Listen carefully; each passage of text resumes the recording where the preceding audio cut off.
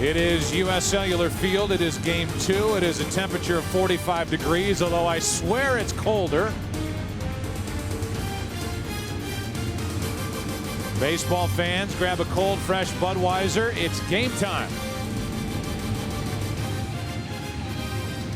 And with that being said, we take a look at the Houston Astros starting lineup. A little different tonight for game 2 than they brought there in game 1. Starting lineup for Houston is sponsored by Citi. Biggio lead it off at second base. Taveras had a nice night last night.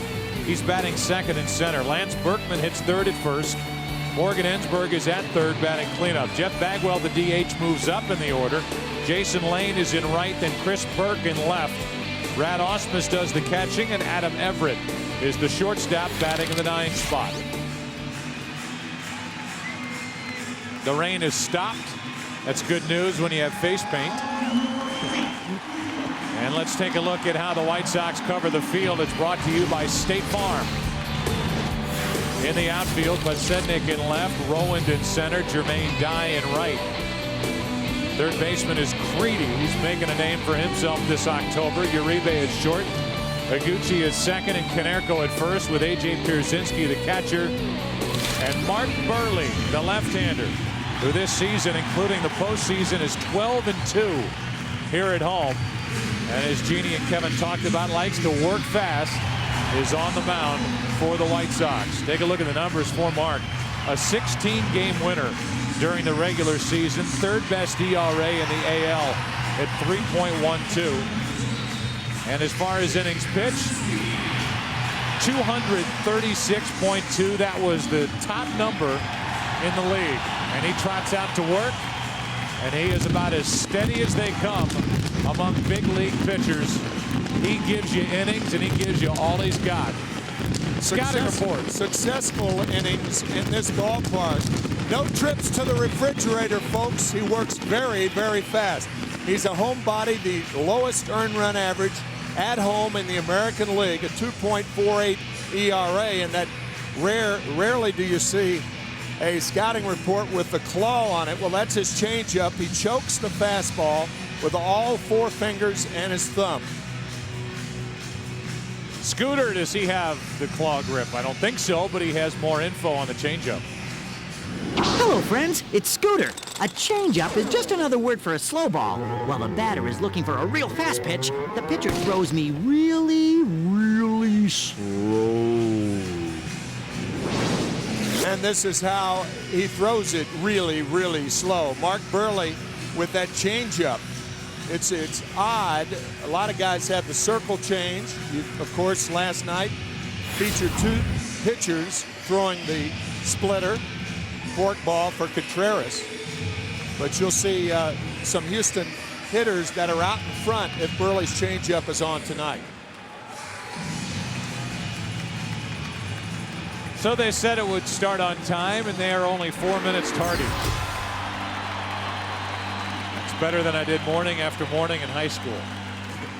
They're close enough, and Biggio is first up for the Astros. Biggio, Taveras, and then Berkman. If anybody gets on, Morgan Ensberg, and wouldn't the Astros love to jump out in front and give Andy Pettit a little breathing room here at the start of game 2. Strike 1. And Joe, because Biggio stands so close to the plate, I think he's the guy in the Astro lineup that's going to give Burley the most trouble tonight. He takes that outside pitch like that away from Mark. So he's your pick to click here early. Pick to click. Biggio clicks one into center, popped it up. Rowand, 1 away.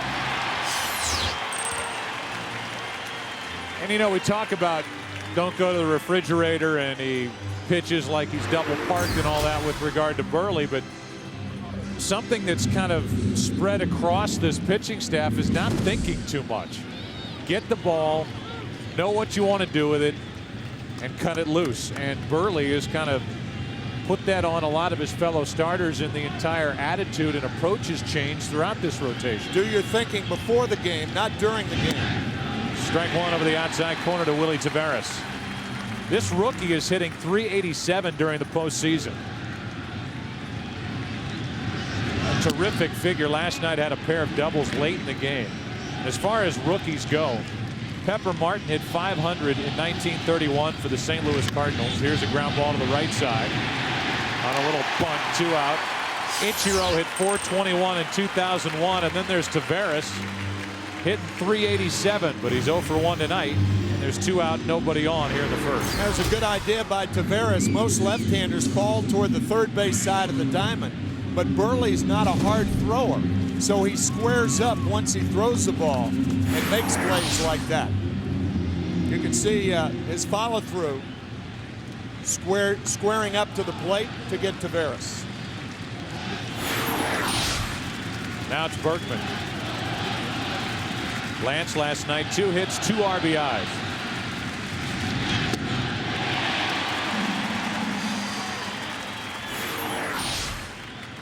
Starts Berkman off of the fastball inside. Berkman's last hit last night came right-handed off Neil Kotz. And then you know the rest. Kotz proceeded to strike out Ensberg and Lamb. On came Bobby Jenks. He struck out Bagwell. And then 2 of the 3 he faced in the 9th, and it was a 5-3 win. Off the end of the bat, strike 2. There's Neil Kotz. When you have Burley on the mound, this season, his average time of game when he starts 2.5 hours. The regular season, average of 2:47, and in the postseason, just over 3 hours.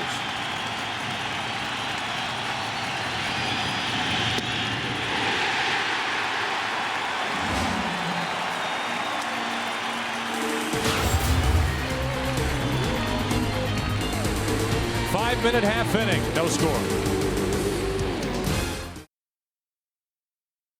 Andy Pettitte is making his 34th career postseason start. That's the most ever. These extra rounds of playoffs. He is in the top spot in Major League Baseball history in that category. Podsednik takes a strike. Andy Pettitte won 17 games for Houston this season and was the pitcher of the month during September. He was terrific in helping to get the Houston Astros into the postseason as the wild card. That's on the inside corner. It's 0-2. In many ways, Andy Pettitte had his best year. His best year, as far as earned run average is concerned, second to Roger Clemens in that department.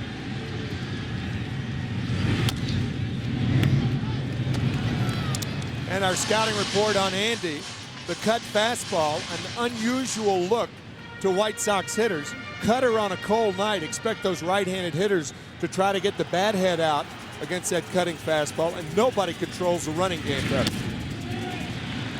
Which is important when you're taking on a White Sox team with guys like Podsednik and Iguchi and Rowan, even Creedy, Uribe.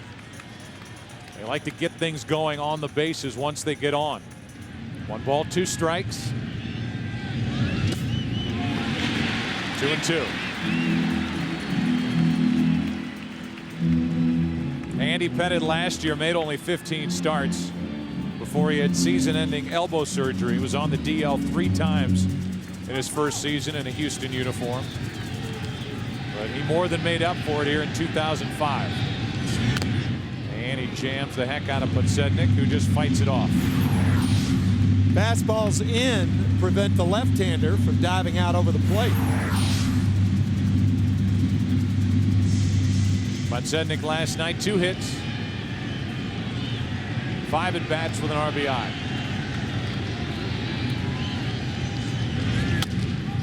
And that'll get out of play.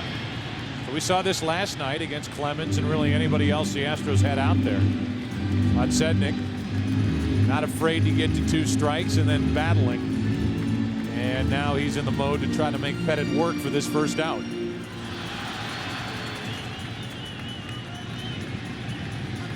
Seventh pitch of this at bat coming from Pettitte. And now the count's full. Burley only threw 10 pitches in the top of this inning.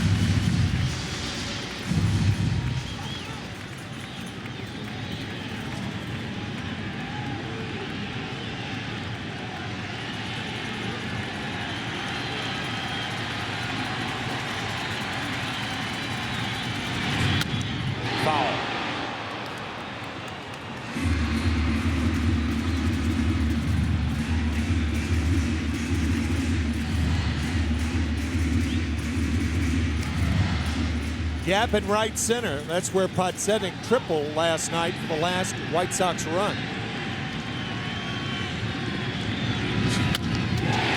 On a line into right. Nice catch by Lane as that ball stayed in the air for a long time. Podsednik with a good at bat. Hit it hard, but he's the first out. Starting lineup for Chicago is sponsored by Citi. Podsednik, you know, Iguchi, then Dye. Konerko, Everett, and Rowan in the middle. Pierzynski, Creedy, and Uribe, the bottom three. See what the bottom of the order did in game one for Chicago. The home run belonged to Creedy. Iguchi takes a ball. Tadahito last night 0 for 5, and in this postseason 6 out of 34.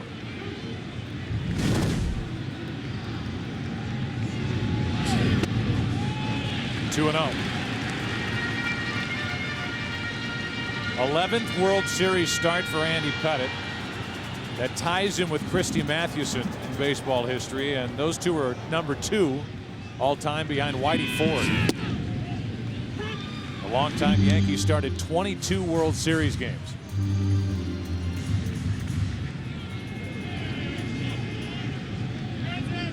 And time is called prior to the pitch. So there's Pettitte's concentration as he just peeks over the edge of his glove under the bill of his cap. Time is called, still delivered it. The count 2-1. 2-2, and Iguchi not happy with that call. Jeff Nelson is the home plate umpire. Congratulations. That's 92 great. Years. Pettitte fell behind 2-0, came back to strike out Iguchi, 2 down, and here's the defense. After the look again at the swing and miss by Iguchi. See how the Astros cover the field. It's brought to you by State Farm. In the outfield, Burke is in left tonight. It's the change in this lineup. Tavares in center and Lane is in right. Ensberg, Everett, Biggio, Berkman. Osmus doing the catching. Here's Dye, who homered in the first last night. Joe, the last 2 pitches, the strikeout to Iguchi and the first strike to Dye, that's Andy Pettitte at his best. That's the cut fastball in on the corner at the knees. 1 ball, 1 strike.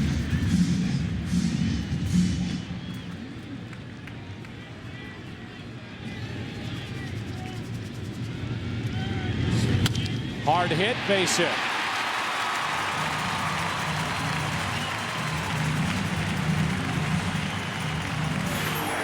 Jermaine Dye started out last night's ball game in the first inning with a home run. That was a changeup, low and away. Dye stays on it, hammers it to center for the first hit of the ball game. Now it's Konerko. This White Sox team has outscored the opposition 13-2 in the first inning, and when they've scored first this postseason, they're 7-0.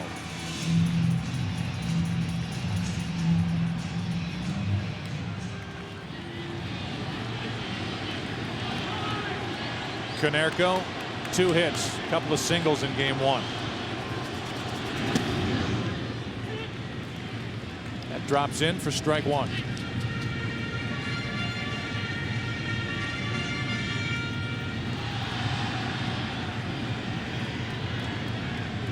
Dye and Berkman will have their eyes peeled watching that pickoff move that Andy Pettitte possesses. That's in at the knees, and it's 0-2. Yeah, you have to be very cautious at first base. Only 9 National League runners tried to steal against Andy Pettitte this year. 5 made it. He just shuts down the running game. In fact, Mark Burley does the same thing on the other side. Konerko wouldn't go after it. Ball 1. Konerko is 29 years old. Came up through the Dodgers organization. Has had back-to-back 40 home run seasons, and he is a free agent to be at the end of the year.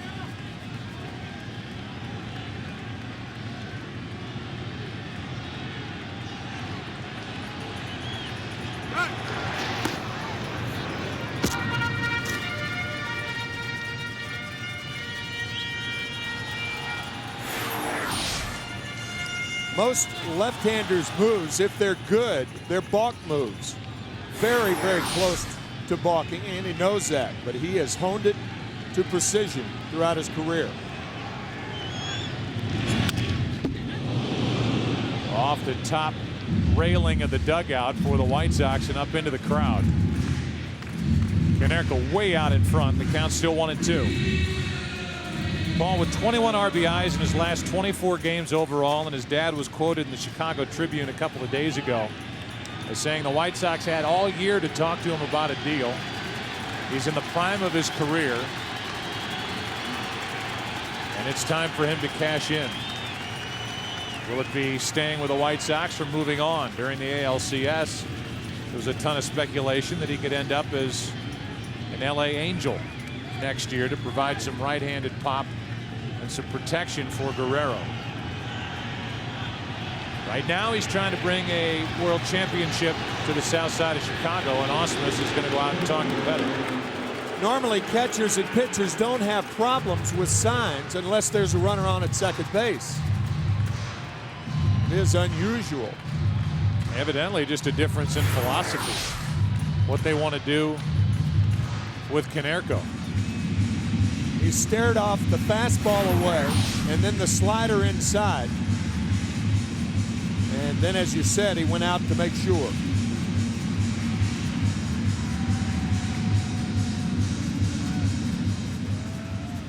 Pitchers and catchers disagreeing? Come on. Never happens. Yeah.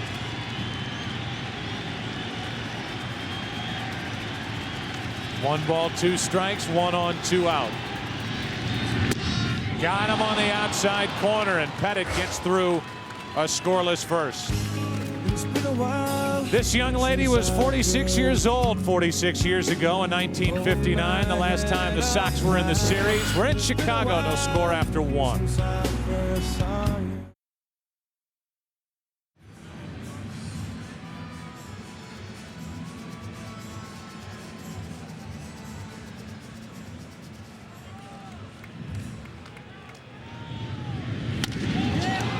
Here's a shot into left field off the bat of Ensberg, and gone. A home run for Houston.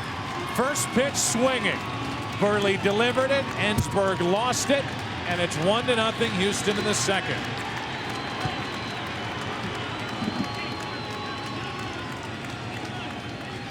Just like that, the Astros have their first lead in this series. Morgan Ensberg with 36 home runs on the season. His second career postseason home run. And it looked like he went up there looking for a fastball in the middle of the plate. He got it, and he did not miss it. Again, a guy who hit only 10 last year. 36 this season, was an all-star, and Bagwell went up there ready to rip. Here's what it looked like. Goodbye.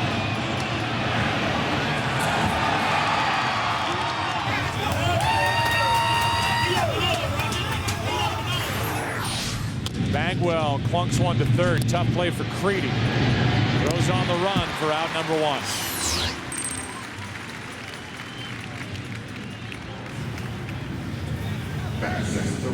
So Morgan Ensberg is telling his friends in the dugout what it was like to hit a World Series home run. Mike Lamb knows what it feels like. He did it last night. Biggest increase with that home run swing from a year ago in Major League Baseball in 2005. Here's Lane. He's on that list too. Jason hit only 4 home runs last year, had over 100 at bats, and this year hit 26. Went deep in Game 6, the clincher in St. Louis in the NLCS. And he's on with 1 out. So a homer, a ground out, a base hit. Burke is coming up in our Lunesta trivia question. Who was the last pitcher to start the All-Star game and a World Series game in the same season? Burley was the starter and winner for the American League this year. Here's Chris Burke.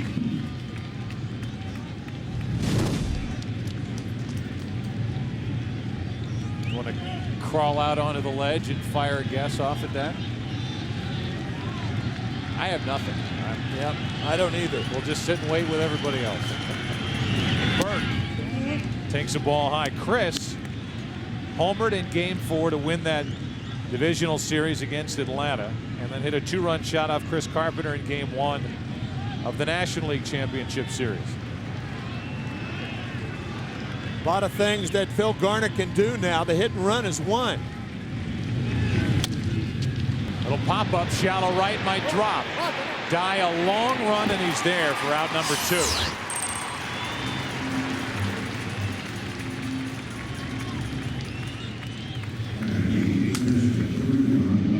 Burke with a little glance out into right field, looking at Dye, who covered a lot of ground. And here's Ausmus with 1 on, 2 down.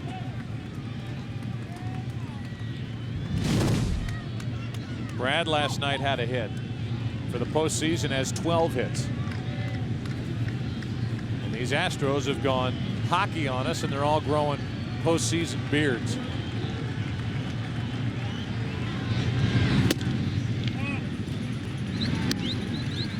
Ball 1 high from Burley. Astros resemble a troupe of Shakespearean actors. And a government major is at the plate. At Dartmouth, no less. So an Ivy Leaguer is Brad Ausmus. He will don the tools of intelligence in the bottom of the second when he catches Andy Pettitte.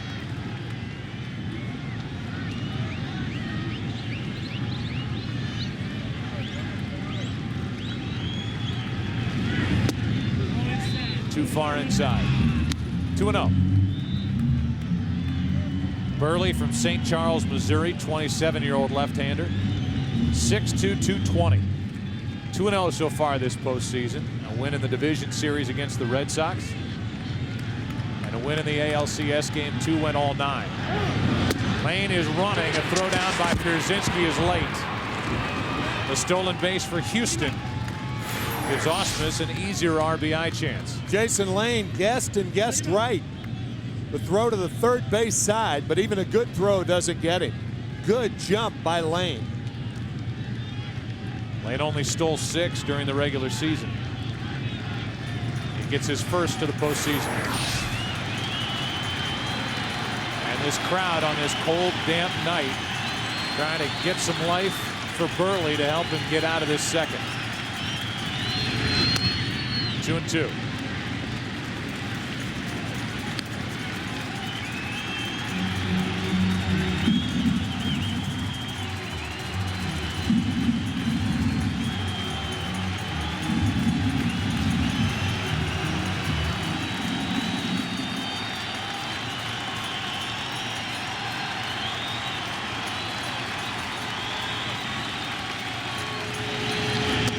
Ausmus tied up, did not go. And it's a full count. Yeah, after the changeup, Burley tried to come inside with a fastball, and Ausmus held, I think he held up. I think that was a good call.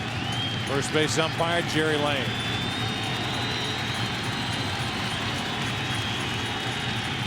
Burley's 3-2. Slow roller, tough play. Creedy will let it go.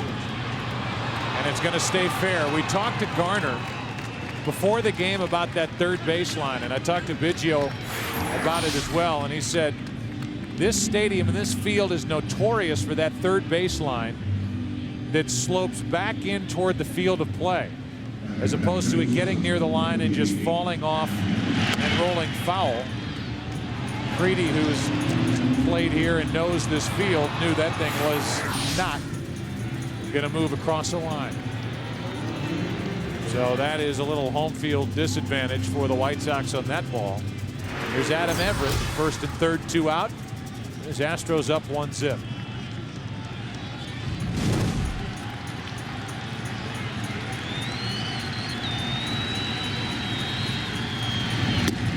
Ball 1.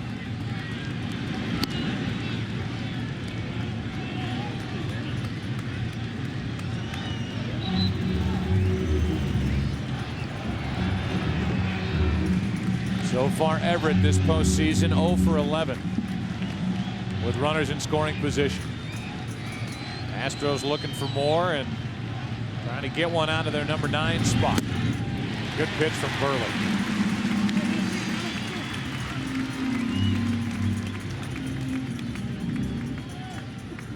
There's really no need to look down at third base coach Doug Manzolino now with 2 out.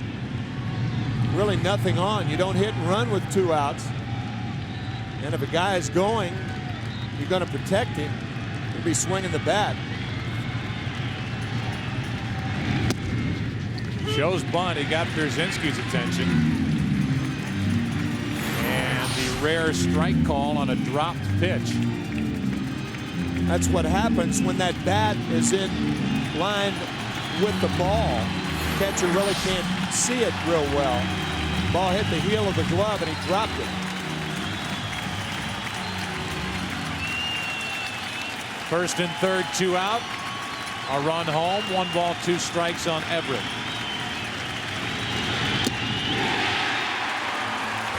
The inning started with Morgan Ensberg taking the first pitch out. Houston takes a 2nd inning lead in game 2.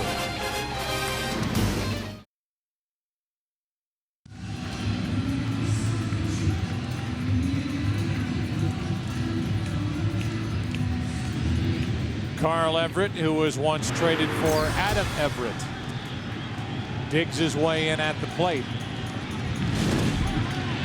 Last night, Carl had a hit. He's the DH, batting right-handed. Rowan will follow, and then Pierzynski. Ball 1 from Pettit. 1-0. Houston leads on the Ensberg home run.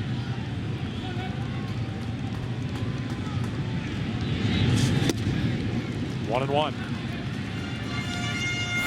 The point we were talking about during our open, Tim, was that as the left arm of Andy Pettit has gotten stronger as the year has gone on, his velocity has gone up. And even though he can now get it up there at 92 miles per hour again, Phil Garner and the Houston Astros don't really want him to throw that hard. They'd like him to have a little more natural movement and not be so amped up and pitch as opposed to try to blow hitters away. It's more important for a guy who makes his living inside the right-handers to have more velocity. Like a guy like Burley, for instance, who works away to right-handers, doesn't necessarily need that type velocity.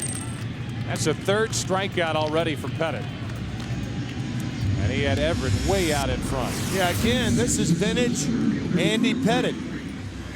The cut fastball out of the strike zone. You have to be very, very patient with Andy, but of course with 2 strikes, you can't be.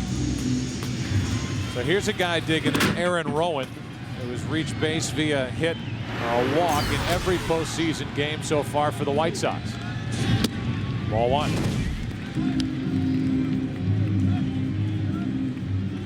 Ozzie Guillen has not tinkered with his lineup one bit. And that includes the red-hot Joe Crede staying in the number 8 spot. Fights it off, fouls it off. 1 ball, 1 strike.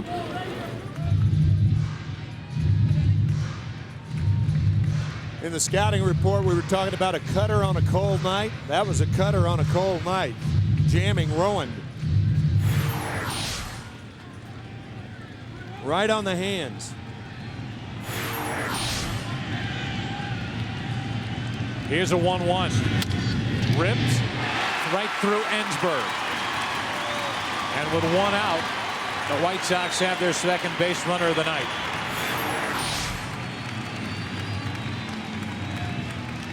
It will probably go as a base hit. A bad hop on Ensberg. Ball hit very, very hard by Rowan.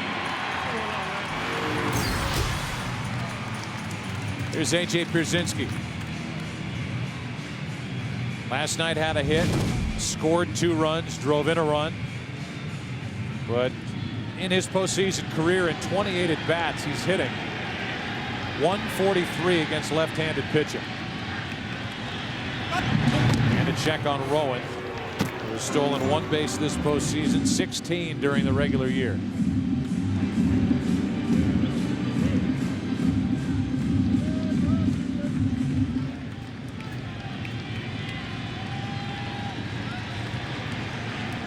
Astros leading 1-0, and Pierzynski hits it in the air to left. Back is Burke at the wall. It's off the wall. And the runners will have to end up at first and second for the White Sox. Burke, who is new to the outfield, got back there. Didn't know exactly where he was, and that ball hit midway up the wall and left. Joe, he was not the only guy who didn't know where he was. Aaron Rowan has got to be at least halfway, primarily down to second base on that ball. He came back to tag up. In fact, Pierzynski, had he been running hard, would have passed Rowan. This ball hitting in the middle of the fence. Had Rowan been to second base, he goes at least to third. But watch, he stops and comes back to first. Pierzynski sees him. Rowan even looking back at Pierzynski. That's why Aaron only got to second base, but he has got to be on third with less than 2 outs. That is a bad base running decision by Aaron Rowan. Now Creedy, runners on at first and second with 1 out. And a fly ball down the right field line. It is a fair ball. Rowan will score. Pierzynski will go to third. It's a tie game.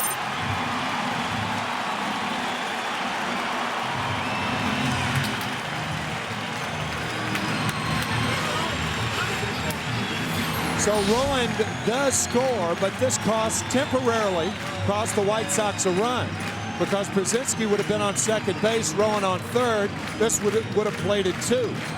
But Joe Creedy once again delivering. The only thing I can think of as far as Rowan is concerned is by going back to the bag and the way Burke's body was, he may have shielded the ball from Rowan from his spot at first base, and there could have been a moment where he didn't see the ball and just assumed that the ball was caught. Yeah, but if an outfielder, if the ball is close to either going out of the park or hitting the fence, you have got to be either halfway or down to the bag. You can't take the chance of coming back and tagging up, as Rowan did. Rowan scores on the hit by Creedy, and now Juan Uribe, the number 9 man in the order, steps in with a go-ahead run at third. Runner on at first, and he pops it up. Out goes Biggio. The second baseman is there, bobbles it, drops it. Pierzynski will score. Throw to second for the force out. 2 out in the inning. And the White Sox lead 2-1. Pierzynski with great base running. Right. Puts the White Sox up, and the Astros in the end get the force out at second base. Why was Pierzynski in the right position? Because he was toward halfway. You don't go back and tag up on the ball. You know you're not going to score. So he was off the bag at third, scores when the ball hits the ground, and it's a fielder's choice and an RBI. See, Pierzynski didn't go back to tag up. He's about halfway, scores easily once the ball is dropped in shallow right field. Creedy, understandably, is forced at second. Now it's Uribe taking off with a good jump. Throw down. He is safe.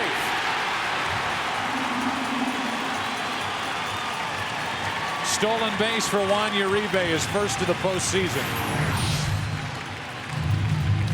Guessing right was Uribe.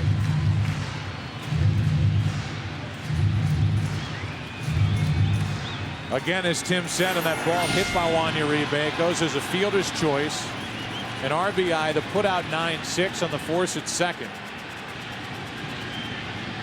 And then the stolen base by Uribe, and Podsednik waits and grounds to the first baseman. A fair ball, and this inning is over. Astros got 1. The White Sox come back with 2.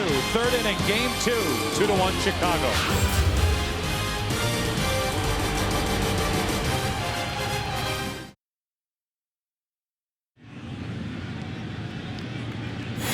It's 2-1 White Sox now. Third inning, 2 defensive misplays by the Astros in the bottom of the second. One by Biggio, who's at the plate leading off.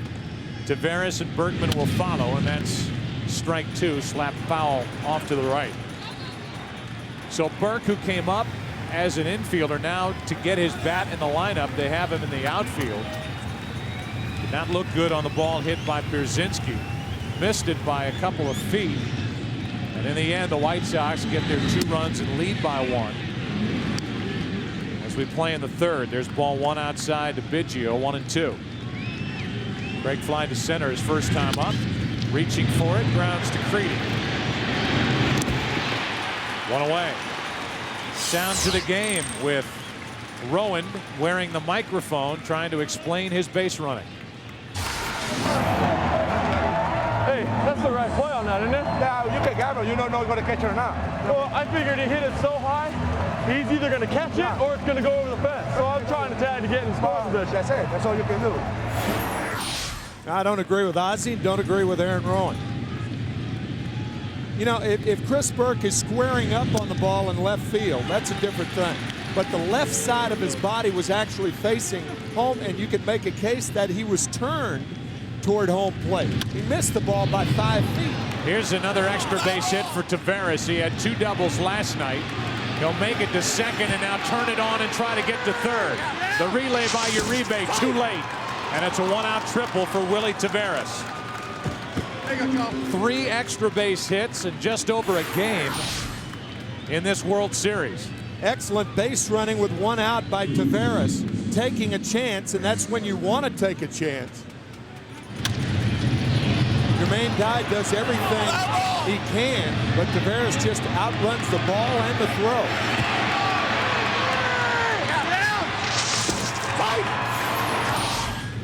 So now the tying run is at third with 1 out. And Berkman is at the plate. He struck out his first time up. 2-1, Chicago out in front here in the third.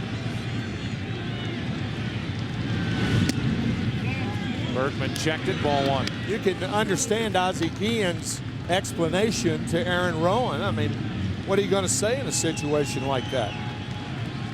More or less pacifying Aaron.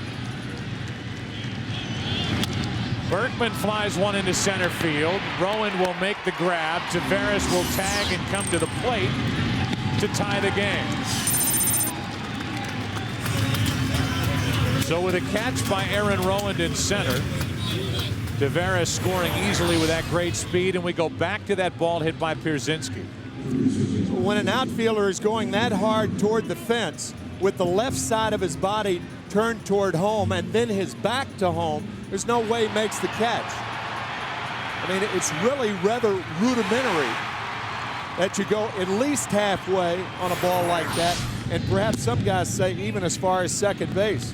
Because if Chris Burke did make the catch, he can't gather himself and throw the ball back to first to throw behind the runner. There's a strike to Ensberg, who homered his first time up, and the count evens at a ball and a strike.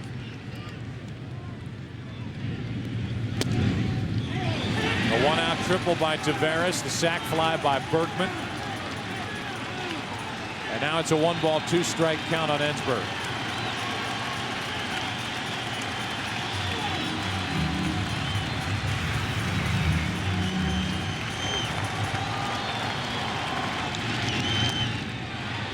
Foul ball.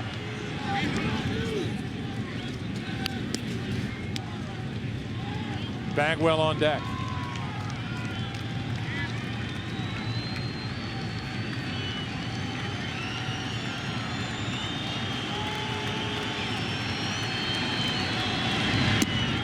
Two and 2.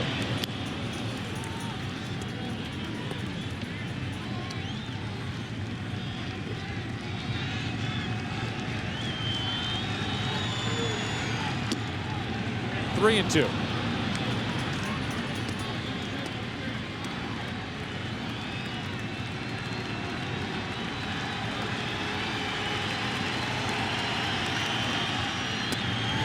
Got him looking. Third strikeout for Burley. He can move. Willie Taveras laying out a 1-out triple, scores to tie it 2-2. Bottom of the third.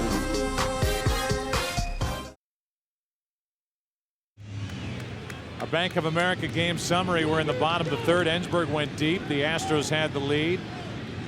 Pettit making the start. Now has 34 career postseason starts. Creedy with another base hit was on that list. A little flip single into right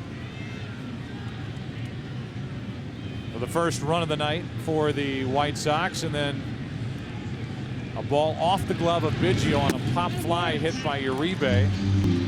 Put the White Sox out in front. Top of the third inning, a sac fly by Berkman after a one-out triple by Taveras, and it's 2-2. With the 2, 3, and 4 hitters now for the White Sox. Higuchi hits one down the left field line. Chris Burke over to cut it off, and Tadahito Higuchi has a leadoff single. Our Lunestia trivia question, which Tim and I had absolutely no chance at even trying a guess. The last pitcher to start the All-Star game and a World Series game in the same season, both Clemens and Johnson. They opposed each other in the All-Star game and then went at it in the World Series back in 2001. Congratulations to those of you who got it. You are better than us. One on, nobody out. Jermaine Dye singled his first time up, takes a ball.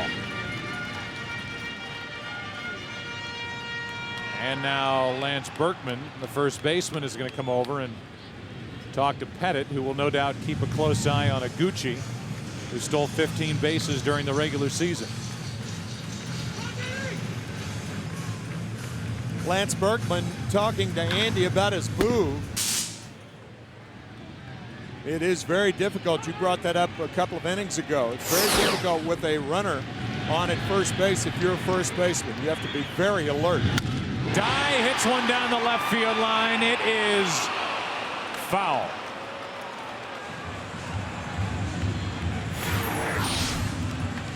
Cutter inside. It's one of the problems right-handed hitters have. If you hit it well, you often pull it foul. The Fox track in off the plate. He got good wood on it, but a foul ball. 1 ball, 1 strike on Dye. Homered last night. Already has a single tonight. Good pitch by Pettit. 73 miles per hour. 1 ball, 2 strikes.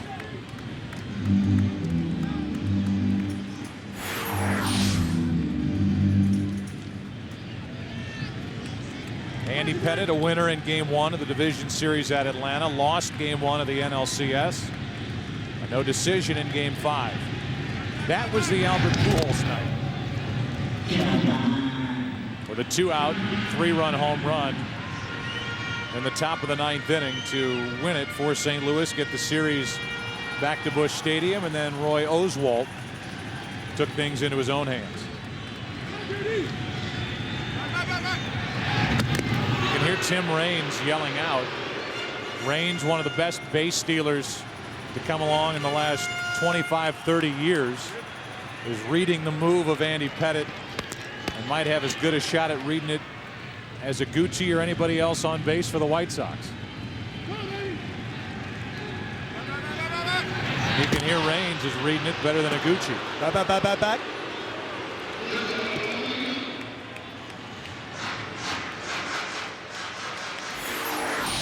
4 eyes are better than 2. Back. Over 800 career stolen bases for Tim Raines. Part of those running expos back in the early 80s.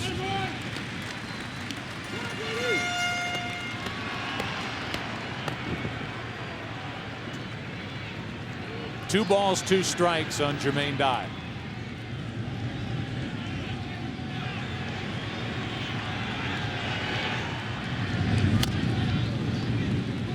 Still 2-2. On deck is Canergo and then Everett. When Tim Raines was playing, he was indestructible. His nickname was The Rock. And he had his first son, and his son's nickname was Little Rock. They did not live in Arkansas. No. 2-2. Full count. Good at bat by Dye. I think he runs here, but you have to make sure Pettit goes home. Similar to a hit and run play. You must make sure he goes home. He takes off, shattered bat, and Berkman's only play is to first.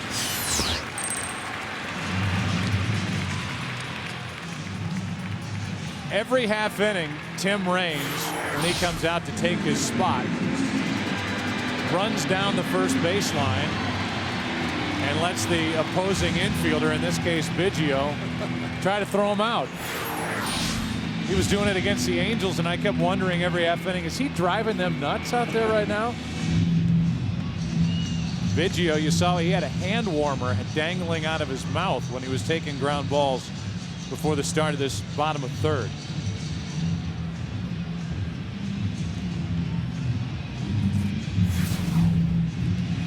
Like that. His glove went cold on him in the second. On that little pop-up hit by Uribe. Go ahead run at second. One out. Bottom of the third inning. 2-2 game, and here is Konerko. Drove in 100 during the regular season, has 11 during the postseason. Good pitch by Pettit, kept it down and away.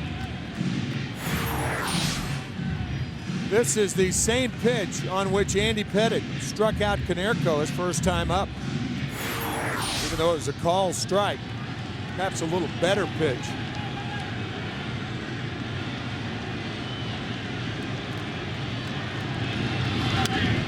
0-2. Phil Garner was telling us before the game that Andy Pettit has a great read of right-handed hitters. If he thinks they're looking for that cut fastball inside, he'll go away. And he has a great feel whether to go away or inside with his pitches. However, for as good as he is at holding runners close and shutting down a running game when a guy's at first, you see some base runners take advantage of him when they're at second. Counts 0-2, and Konerko gets a piece. So Iguchi is still a threat to go down at second base with one out here in this third inning. Last inning, Uribe stole second on the first move that Pettit made, but then was left there when Podsednik grounded out.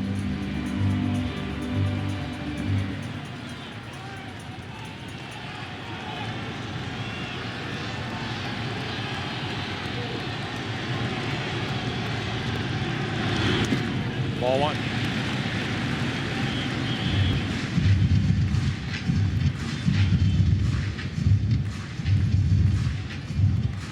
You almost know Iguchi's going nowhere when he's that far out of the baseline. He's about 5 feet behind the baseline. The good base runners will start there and then go into the baseline. But they're, you know, that straight line between 2 points. Being the shortest distance? Yes. 2-2 on Konerko. The good base runners start from out there and then they go into the line. They don't stay back there. So with Iguchi doing that, the chances of stealing third are remote.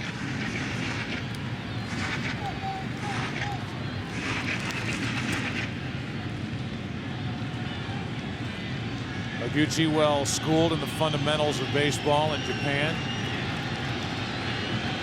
Had a great first year with the White Sox, and he's the go-ahead run at second with one out.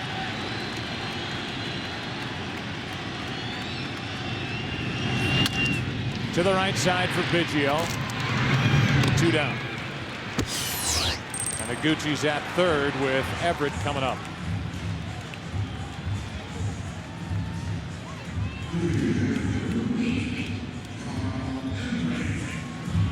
Everett struck out his first time. For the year 2005, regular and postseason, Everett is hit .304 with runners in scoring position. He has Iguchi at third, 2 down in a tie game.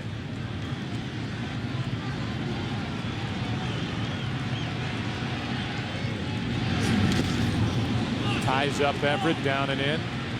Strike one. Good play by Brad Ausmus on the breaking ball in the dirt. Especially, Tim, considering where he started. He was set up so high, even though he called for a breaking ball, and then he got down and blocked. Strike one. Well, the one thing that catchers do, they anticipate the breaking ball being in the dirt, so they go down with it. That's what Ausmus did.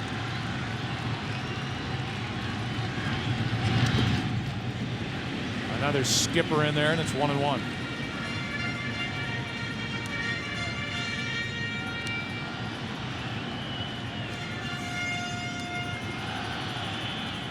Everett with 87 runs batted in 2005 for the White Sox. So far, just 3 in the postseason.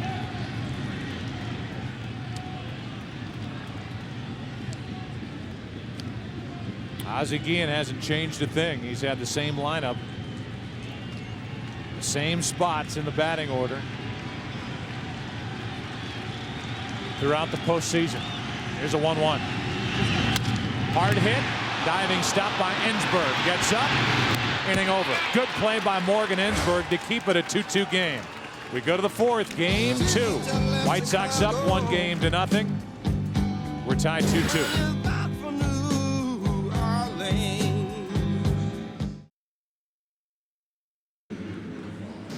The World Series on Fox is sponsored by DHL, delivering America's pastime on time. By State Farm, like a good neighbor, State Farm is there. By new M3 Power from Gillette. Feel the power of the world's best shave. By Chevy. Chevy and baseball, they just go together. An American revolution. First pitch, a strike to Bagwell, underway in the 4th inning. Bagwell, Lane, and Burke for Houston. 2-2 score. And it's 0-2.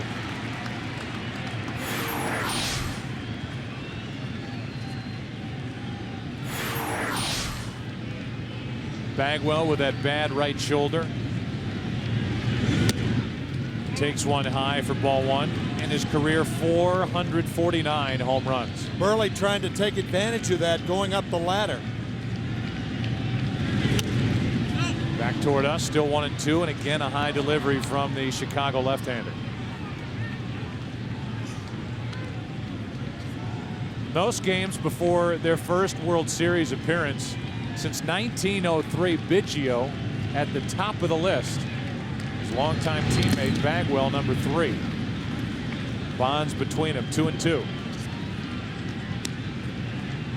Judging from the way Jeff has been swinging both last night and tonight, it appears that the ball down in the strike zone is more his pitch now than the ball up in the strike zone. Hard hit right side. What a pick by Iguchi. 1 out.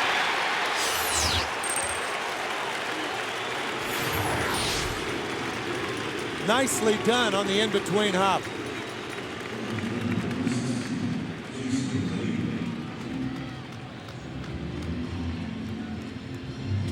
Shaded more up the middle. Bagwell hit it hard, but Iguchi picked it. 3-time Gold Glove Award winner, Pacific League, Japan.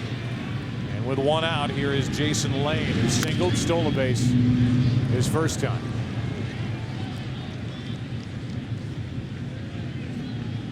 Joe, we talked about it before the games the last couple of nights, how odd it is for Jason Lane to throw left-handed and bat right-handed. The pepper in the right side of the infield. Konerko takes it, 2 down. Chris Myers, you're up. All right, Joe, we know Houston's deep in the heart of Texas. I talked to people here in Chicago to try to get a better understanding of the whole South Side or North Side thing, and Madison Avenue is the dividing line.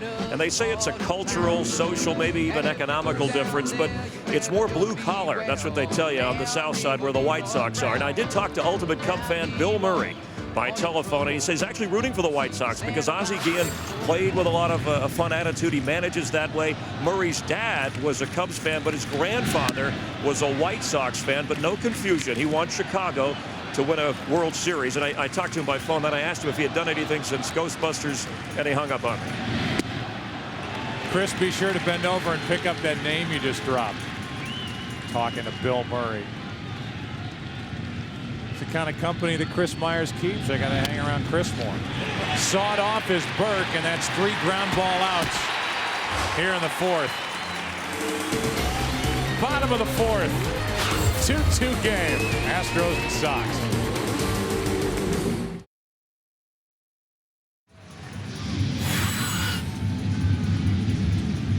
We're in the bottom of the 4th inning. Aaron Rowand is first up. Singled, scored a run. Had an adventure on the bases, but finally got home. Pierzynski will follow. And then Creedy. 2-2 game, and Andy Pettitte misses upstairs, ball 1. So yet again, another postseason game for the White Sox, and Rowand reached base as he did in the 2nd.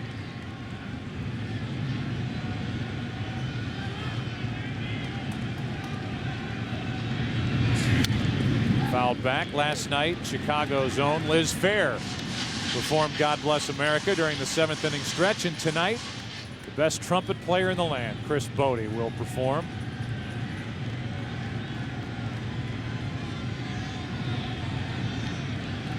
Look forward to that. Here's a 1-1 pitch. Rowan, good rip. Strike 2. Had a chance to visit with Jim Hickey, the pitching coach of these Astros, and we will try to get you that interview after Rowan does something to start this 4th.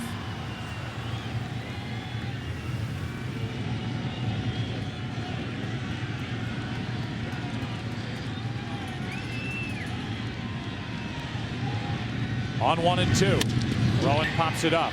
Shallow right center. A long run for Lane. He's there. 1 down. Here's Jim Hickey, pitching coach for Houston. Well, Jim Hickey, is it too simplistic to say as a pitching coach when you got a guy like Andy Pettitte on the mound, you sit back and watch? What's your normal in-game routine with a guy like Pettitte with all that experience? Well, I'd say that's a little bit too simplistic. Yeah, he has a couple of things that he wants for you to keep an eye on. And we do. He has a tendency sometimes, he gets in a little bit of a jam to maybe go a little bit too hard, and you got to back him off a little bit sometimes. But, not quite as complicated as some of the other people, but absolutely some things you need to keep an eye on. I made a mention of it earlier that in the beginning of the year, his velocity was nowhere near what it is right now. And talking to Phil Garner, he said it's not always good for him to get the fastball up there at 92 miles per hour. You agree? I agree, absolutely. He pitched some of the best ball games that we've seen out of him at 84 and 85 miles an hour. But that being said, also, he's had some outstanding ball games where he's been in that 89 and 91 mile an hour range.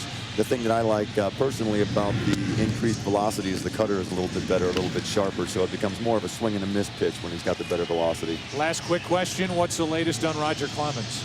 I'm not sure, to tell you the truth. I haven't talked with the medical people today at all, but we're just taking it day to day, and we're going to take it as if he's going to make his start, and if things change, we'll adjust accordingly. Once again, thank you very much for your time. All right, thank you. Very well-spoken pitching coach of the Houston Astros, Jim Hickey, and what a job he has done blending the young with the, let's say, veteran, not old, veteran, in this Houston pitching staff. Here's a 2-1 to Pierzynski. Stayed in on him, and the count 2-2. Interesting the comments about Andy Pettitte. When he gets in trouble, sometimes he wants to go harder. I remember a comment by Joe Torre of the Yankees earlier this year. He said Greg Maddux, when he gets in trouble, should be really the ideal pitcher to follow because he goes softer and not harder when he's in trouble. Here's a 2-2. A strikeout for Pettitte. That's his 4th of the night. And Pierzynski is the second out here in the bottom of the 4th. Good breaking ball, maybe the best breaking ball Andy Pettitte has thrown in the game. You could see the arc started out as a strike and ended up off the plate. This date in baseball history, October 23rd, 1945, Dodgers president Branch Rickey announces that Jackie Robinson is signed to play with Brooklyn's AAA team in Montreal. The 26-year-old Negro League star will be the first black player to play for a major league organization since 1884. For more Major League Baseball information, log on to foxsports.com on MSN. Keyword Budweiser. Creedy took a ball and now a strike, 1-1. Jackie Robinson's number 42 retired across baseball.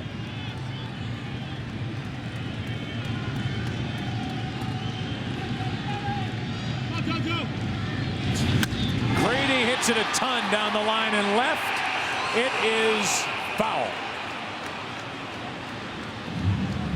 We've seen 2 of those. The cutter inside to Jermaine Dye, hit foul. Now the cutter inside to Joe Creedy, hit foul. Once again, if you put good wood on the ball and you're a right-handed hitter, you're going to hit it foul, as Dye and Creedy have done.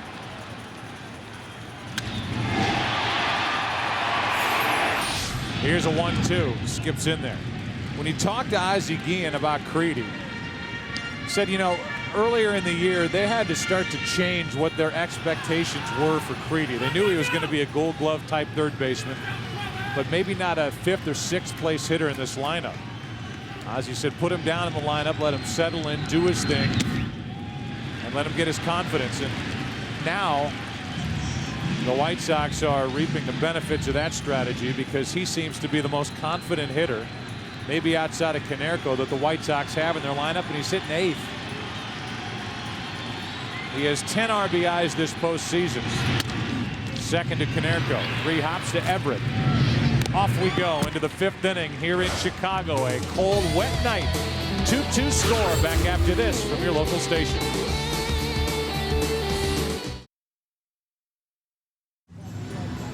Downtown Chicago all lit up. Skyscrapers with messages for the Sox. Up 1-0 on Houston. Series will shift to Texas with a travel day tomorrow, and then game 3 on Tuesday night. You look at Burley, minutes first and then pitches next. 3 minutes roughly, 10 pitches in the first inning. 9 minutes, 17 pitches. Last inning, the 4th, thanks to some good defense. 3 minutes, 11 pitches, and Ausmus fights it off. He's in the hole 0-2. Seen both left-handed pitchers working the inside part of the plate and off the plate to right-handed batters all night. I was thinking the same thing, Joe. It's atypical of Burley to pitch like Pettit. Burley's strength is away, Pettit's strength is inside. But tonight, Burley has come inside a lot.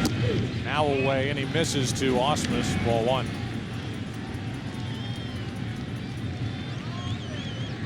Everett and then Biggio. Back inside, 1 ball, 2 strikes.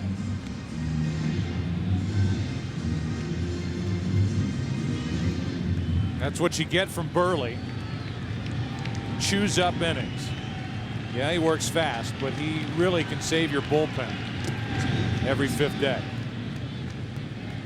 2 balls, 2 strikes now on Ausmus, who singled his first time up.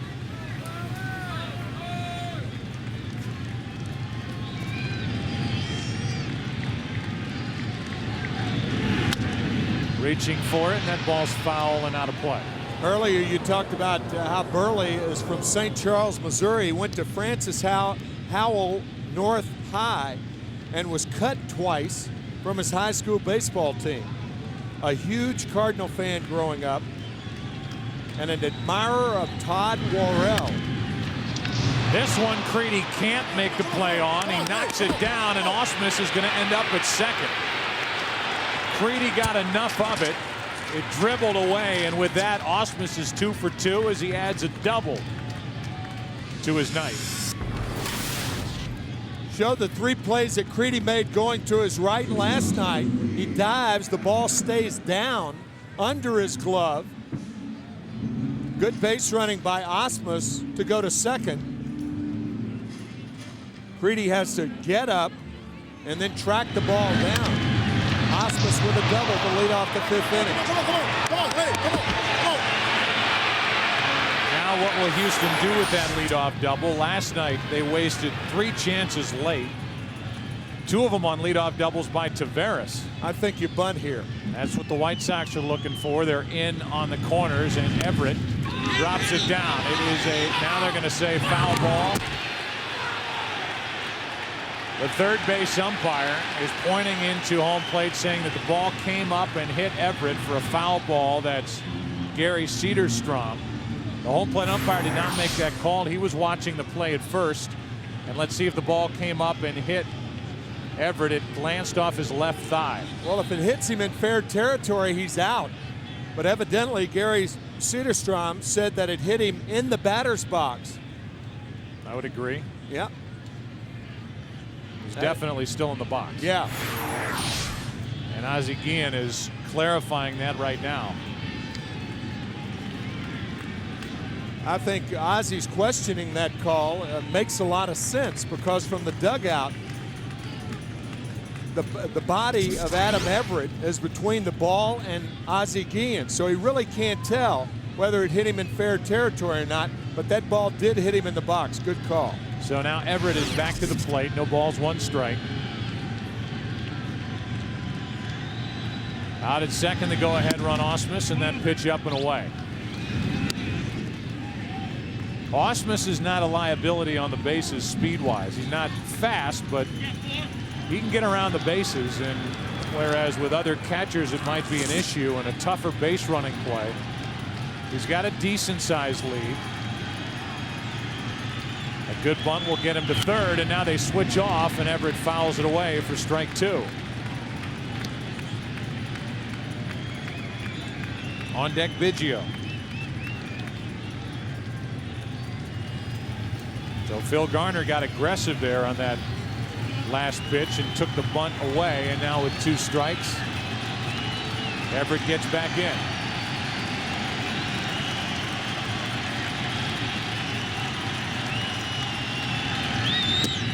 And strikes out. 4th strikeout for Burley. Not one of them bigger than that. Burley coming back inside, as he has done a lot tonight. The fastball gets Adam Everett.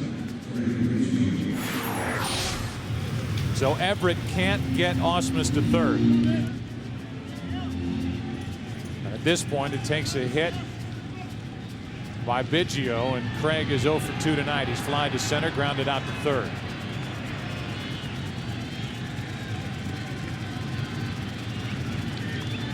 Everett now 0 for 13 with runners in scoring position during the postseason. Biggio takes the ball.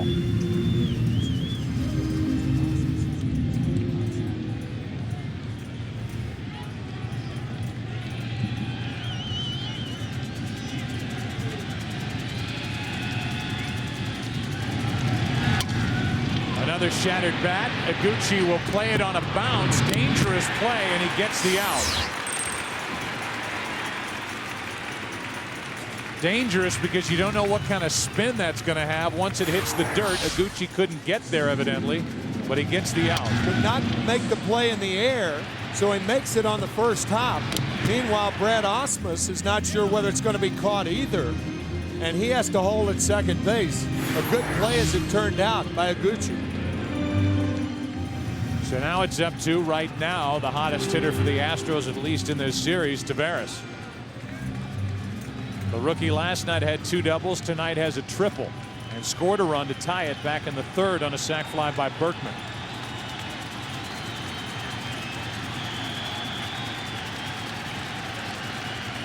Taveras doubled last night in the 6th and the 8th, leading off, and did not score. At the time, it was a 1-run White Sox lead. Ball 1.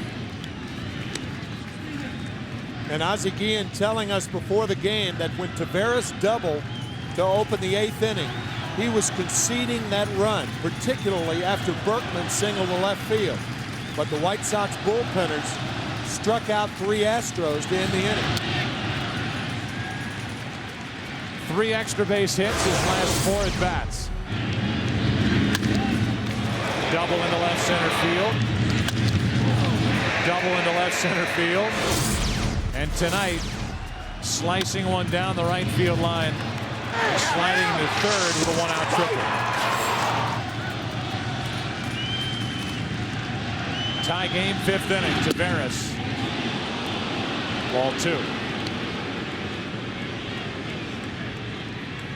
That is a Houston statistic. 182 with runners in scoring position and 2 outs this postseason for Phil Garner's team.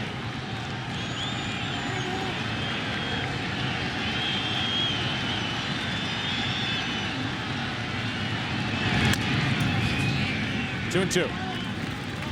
Garner, who won a ring with the '79 Pittsburgh Pirates, a We Are Family team, was involved in 9 double plays as a second baseman and hit .500 against Baltimore. Stargell was the World Series MVP back in '79 in the Pirate win. Big performance by starter Jim Rooker in Game 5 as the Pirates were down 3-1 and came back to beat Baltimore. Phil Garner was an outstanding player.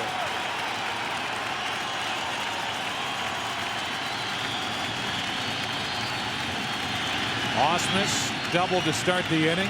He's at second with 2 out, and Taveras reaches for it from the hole. Uribe can't make the out at first, and it's 1st and 3rd for Berkman. Not with the speed of Taveras once the ball got past Creedy, the third baseman. Ball almost hit the runner. You had Creedy going for the ball and Osmus coming right there. And you're right, once that ball got by Creedy, no way to get Taveras an infield hit.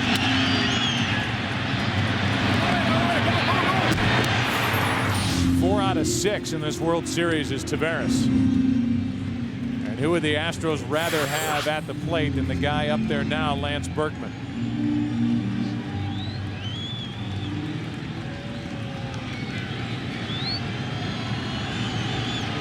Lance tore up his knee during the offseason, started the year on the DL.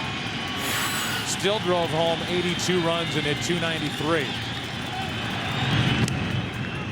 Check on Taveras. The rookie with no steals this postseason, 34 during the regular year. It's risky to run in this situation with your RBI man up there. A base hit puts you out in front.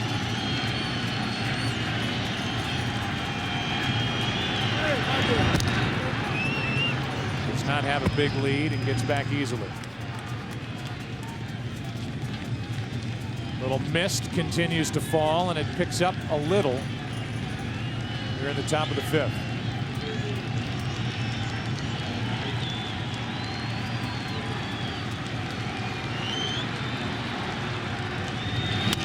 Berkman slaps one down the right field line, foul.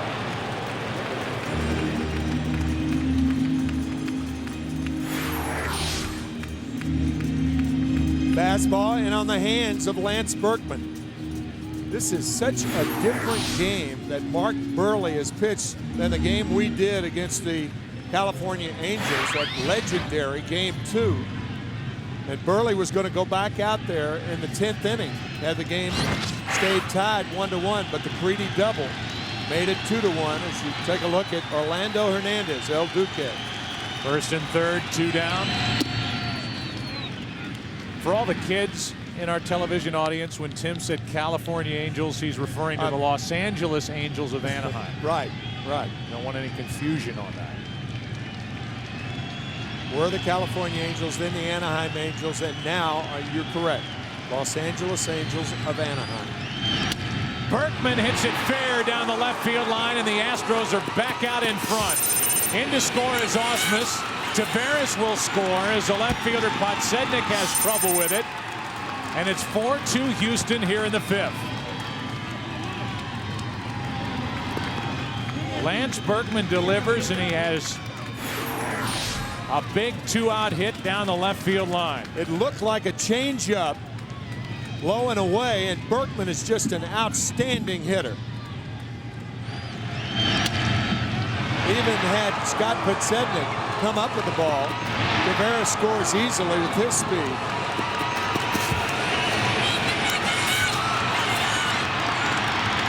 Bill Garner, the manager of the Astros. Sharon Willie around the bases. Biggio part of this inning. Not able to cash in on the double by Osmus to start the frame until Berkman saves it for Houston. It's ruled a 2-out, 2-run double, no error. You know, Podsednik couldn't dig it out cleanly. And the inning continues with Ensberg at the plate. He's homered tonight and struck out. Ball 1.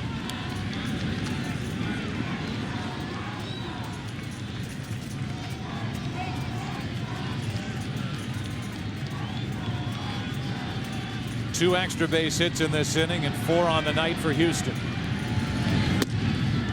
A tremendous swing by Lance Berkman here in game 2 with his Astros down 1-0 and threatening to waste that leadoff double by Osmus.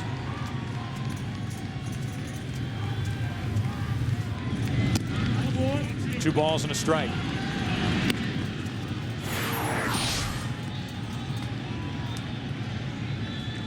Ball was down, but too much of the plate. Excellent hitter right there in Lance Berkman. This one is driven out to short off the end of the bat, caught by Uribe, and we are halfway through game 2. 2 runs on 3 hits for Houston. White Sox coming to bat, trailing the Astros 4-2.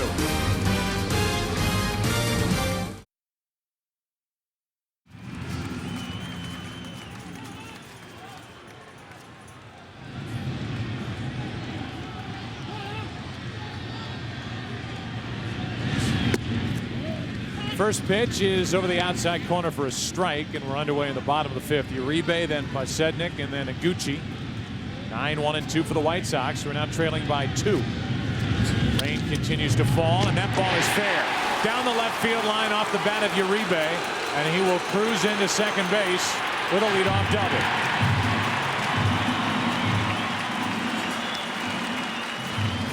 Looked like a breaking ball in the middle of the plate.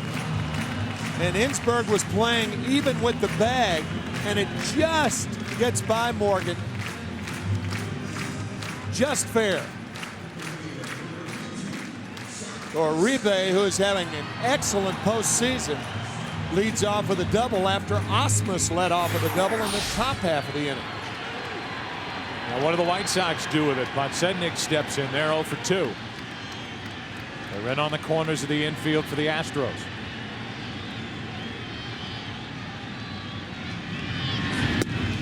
And a strike. Pasednik went after it. Let's talk Pettit. Tim McCarver, we talked coming on. If the Astros had to turn to somebody in game 2 down 1-0, here's the guy with all of that postseason experience with New York. In the Bronx, and Andy Pettit has just been terrific throughout his career, and I think the Houston Astros are very, very comfortable with Andy Pettit on the mound. You couldn't have anybody better. Pasednik pops it up into left center. Uribe will tag. Tavares has a good arm, and Uribe will hold. And there's an example of the good arm. So now Pasednik does not advance the runner.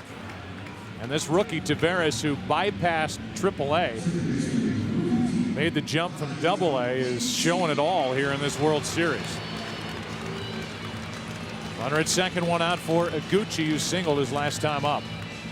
Tavares coming to the White Sox from the Cleveland Indians. And in talking about during our pregame preparation and everything, you got to think that the Cleveland Indians and the drive they had in September really helped the White Sox. Almost hardened them to play in the postseason. And I think Ozzie Guillen totally agrees with that. Yeah. You know, this was a team that at one point had a enormous lead of 15 games. It was whittled away at one point down to a game and a half. Everybody got a scare. And his team, Ozzie Guillen's team, worked their way out of it and ended up the season blowing right through the Indians the final weekend, sweeping Cleveland after they had already clinched in Detroit. At 13-1 record, their last 14 games, 8-1 so far this postseason. It prepared them for this run. Osmus out to visit with Pettit with a count 2-0. In his career in the postseason, Andy Pettit, most starts all time, second most to John Smoltz in wins. 210 in the 3rd innings, most all time in postseason baseball. And again, all of that we show you comes with the gigantic asterisk of extra rounds and more chances for guys like Pettit in this day and age compared to those who pitched prior to 1969 in divisional play.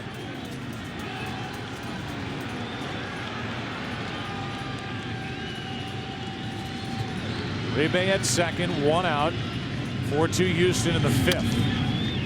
2-2 on Iguchi. Yeah, you think about it, those 210 innings in postseason play.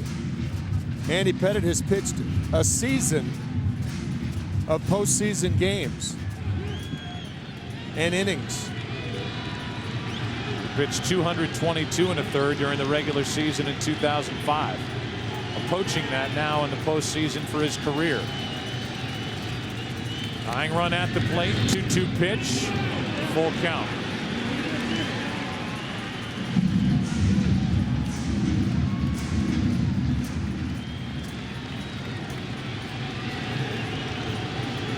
A franchise history that dates back to 1962 for the Houston Astros. The year when they first started to play in the World Series for the first time. Down 1-0, leading game 2, and Pettit has Uribe hung up. Talk about being a savvy veteran in the postseason. He ends up getting the out with only one throw. Andy Pettit did not panic at all, and he took one throw to get Uribe going back to second base for out number 2. It's a hard play if you're the runner at second base, because if the ball's through, you want to be on third.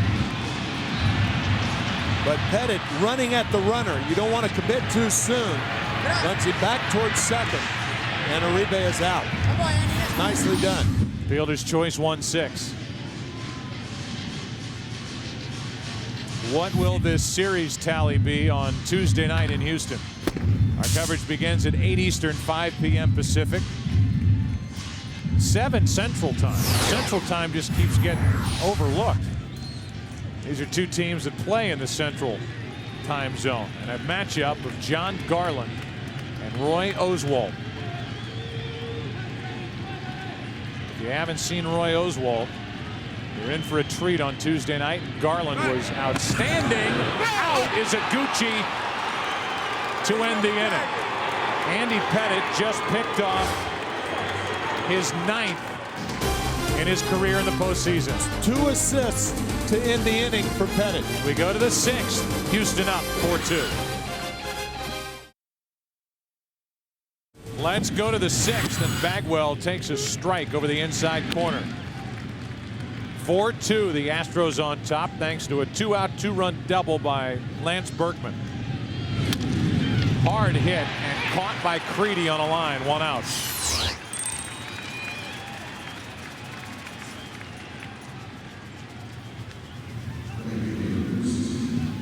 So 1 down here in the top of the 6th. When a left-handed pitcher goes behind his left leg, when that right foot goes behind the left leg, he must go home. You can see with Andy Pettit, if you're the runner at first, it's almost impossible to tell whether he's going home or going to first. But that's the balk move that we talked about earlier. The left-handers with the good move often will have that right foot go behind the left leg just a tad. And this was no exception. It's a tough angle right there for us to see it, but you get the idea. There's a strike that drops in on 2-0. It's 2-1 now on Jason Lane. Andy Pettit made the good play on the ball at third to get Uribe, and now he picks off Iguchi.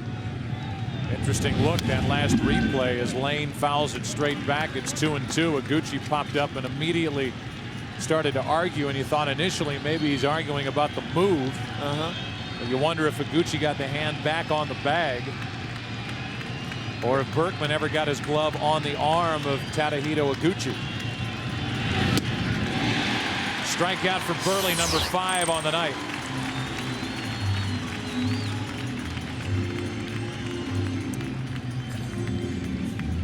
Our game summary: Morgan Ensberg went deep in the 2nd. His first home run of this postseason, hit 36 during the regular year. Creedy, another night, another RBI. Berkman, though, the big swing of the night. The 2-out, 2-run double last inning. Burley misses outside with ball 1 to Burke.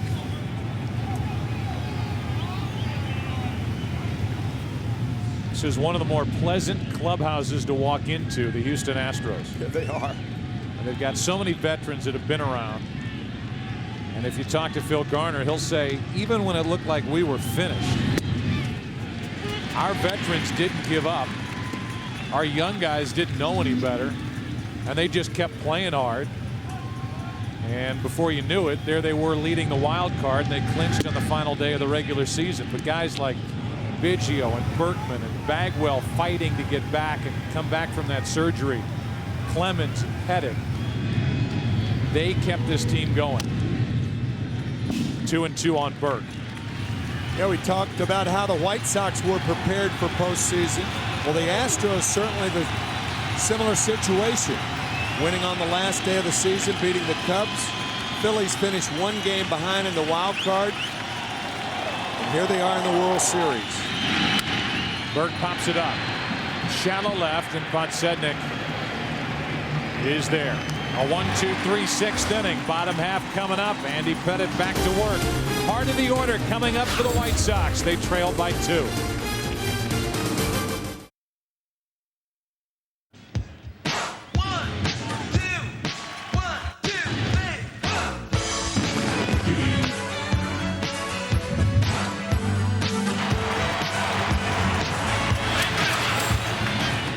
First kid on that tape piece has waited about 9 years. The young lady at the end, 92 years. And all the while, the song Raspberry Beret by Prince.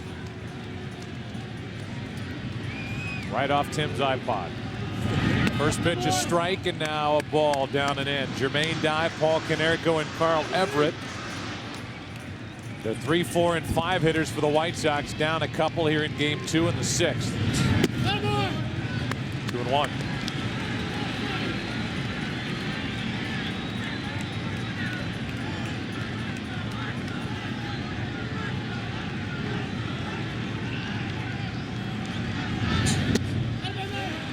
Ball 3.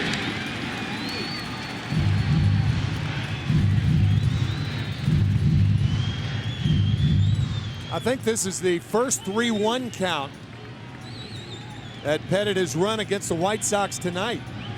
Hasn't walked anybody. Dye pops it up to the right side. Berkman couldn't get there in time. Full count. Wind is blowing the baseball all over the place, and if you don't believe me, you could ask Berkman, Biggio, or Burke what the wind has done with the baseball here in game 2.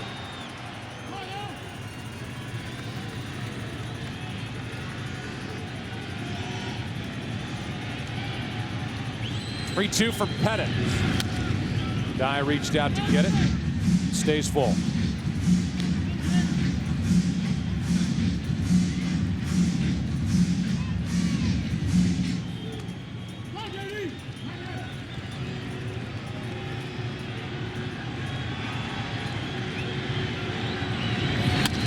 Dye into right center field, slicing the lane. One away here in the bottom of the 6th. Carlos Bernard from the show 24, the hit show, and a new hit. Stacy Keach, cast members of Prison Break, with us tonight in Chicago. And if you haven't seen this season's breakout hit, Fox, Monday is the perfect time to get on board. Prison Break returns with a special 2-hour event tomorrow night at 8 Eastern, 7 Central, right here on Fox. Viewer discretion is advised. Pitch is inside for a ball. Tim, a guy who so loved his brother that he went to prison to break him out. Prison break. Yes. Paul Konerko has struck out and grounded out. One away in the inning, and that drops over the inside corner. 1-1. On deck, the DH Everett.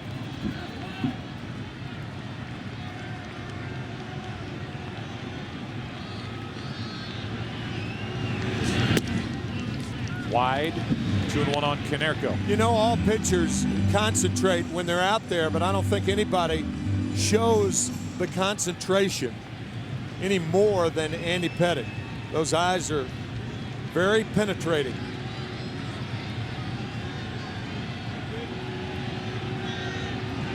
Rain really picking up now. 3-1.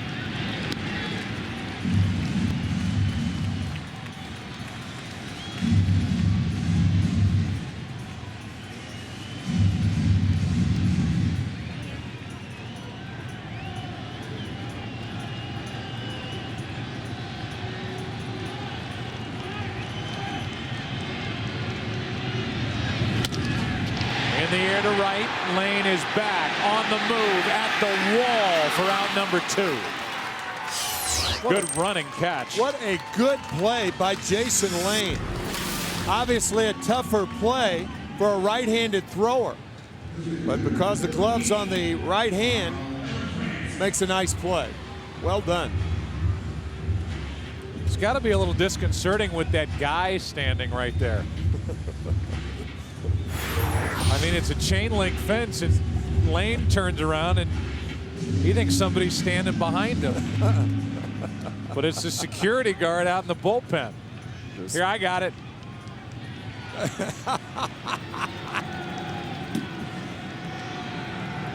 Let's just make sure that guy doesn't end up in my lap. Making sure that that fence is nice and strong. 2 out, nobody on.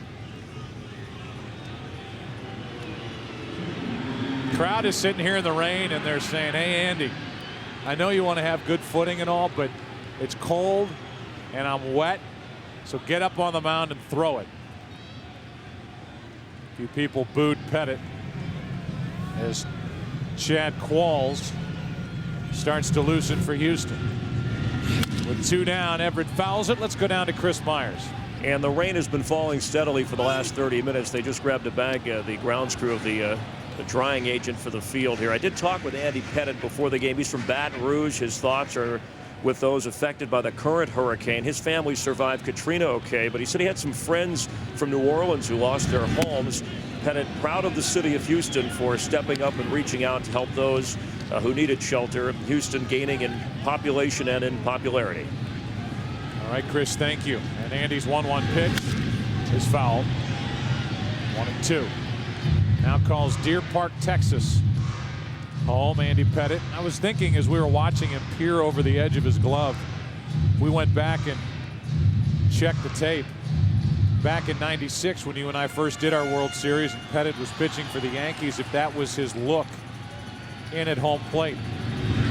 Not only did his workout regimen change when Roger Clemens showed up, but he seemed to take a step forward with his confidence, with his concentration, with his toughness out on the mound. Not to say he wasn't before, but Roger Clemens has been such a great influence on Andy Pettit. Absolutely. Here's a 1-2. Everett floats one to center, and that's a 2-out hit. Carl 1 for 3, and he's on to keep this 6th inning alive for Chicago with Aaron Rowand coming to the plate. I think one of the reasons that Chad Qualls is up, this ball in on the hands of Everett, he fights it off for a hit. I think one of the big reasons, the 2-3-1 counts on Jermaine Dye and Paul Konerko, both hitting the ball well the other way, and now the Everett hit. You don't have to have a big inning against a pitcher for a manager to get a reliever up. That is ripped down toward the corner. It is fair. Burke digs it out. Everett ends up at third, and it's second and third with 2 down on a double by Rowand.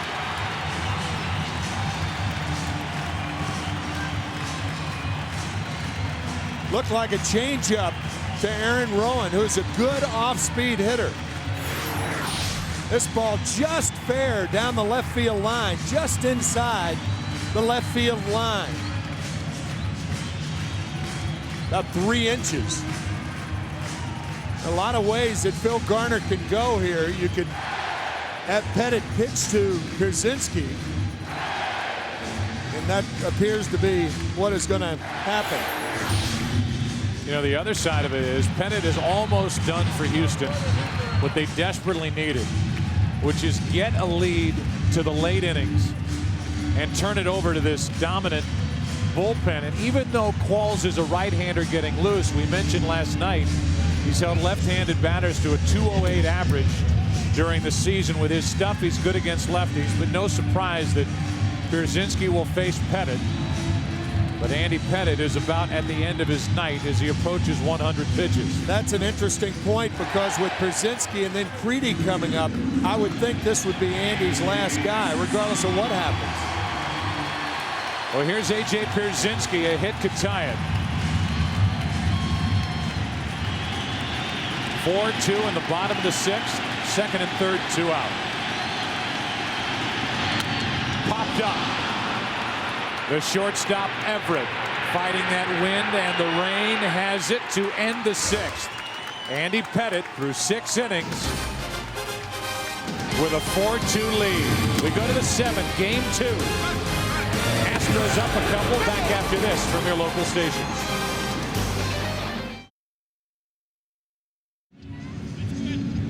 Mark Burley is back to work. We check our Doppler radar. I didn't even know we had this, but we do, thanks to Fox News. As the time rolls forward, you can see the weather coming off the lake. Nothing heavy, but just steady rain that we have, and more importantly, the fans have endured here at U.S. Cellular Field tonight.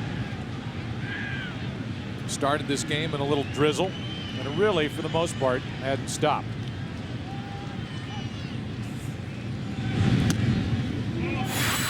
Bottom part of the order, Ausmus, Everett, and then Biggio for the Astros, who are up by 2 here in the 7th inning of game 2.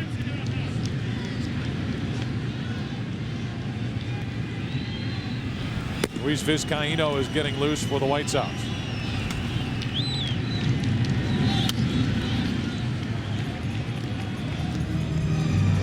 Dan Wheeler is getting loose for the Astros.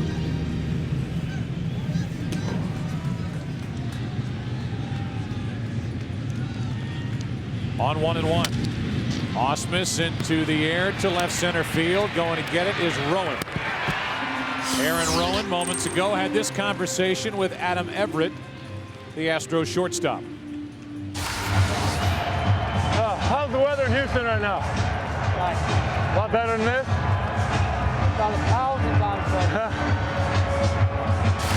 About 1,000 times better than this. And if it isn't, they've got a roof that covers Minute Maid Park. But that's where this series will go. Travel day tomorrow, and game 3 will be on Tuesday night. 64 degrees at the moment in Houston. Here's Everett. The other half of that conversation. He pops it up. Backing out of play. 0-2.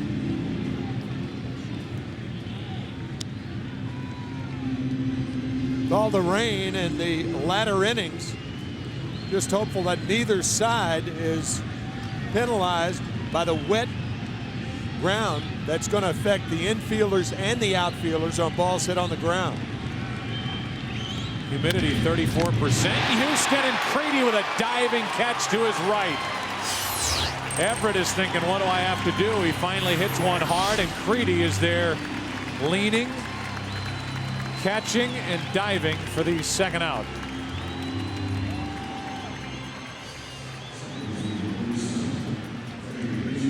Adam Everett hit it to the wrong guy.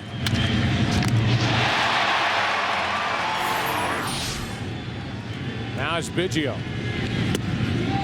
Burley pulled the string. Talked about it last night. Creedy originally signed as a shortstop. They moved him to the outfield because of his great arm, but it didn't work because he has a depth perception problem. So to third base, he is a guy that should nail down Gold Glove after Gold Glove at third base for the White Sox. 0-2 on Biggio. Hitless tonight. Ball 1.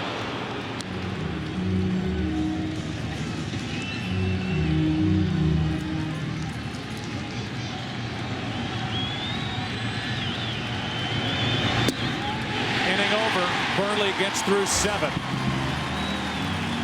An 0 for 4 night for Biggio, and the Sox head off the field. Strike 3 over the outside corner, and the 6th strikeout of the night for Burley. Well, Dan Wheeler will take over. Andy Pettit did his work. 6 innings, 2 runs, 8 hits, no walks, 4 strikeouts. And Pettit leaves with his Astros up 4-2. Bottom of the 7th. Joe Creedy first up, 1 for 2 tonight. Has an RBI, takes a strike. And Dan Wheeler is one of those guys in the category of not necessarily an older pitcher, but a guy who just found it. And after bouncing around with the Mets, he has been a huge part of the bullpen for the Astros. He really has. 71 appearances on the year. He has Creedy out in front, off balance. One out. We saw Bruntlett is in at second base as Garner adds to the defense. The World Series on Fox, sponsored by Nissan, who invites you to shift the way you move through the world. By John Hancock, official sponsor of Major League Baseball. By Verizon Wireless, it's the network. And by Lunesta. Ask your doctor if Lunesta can make a difference for you.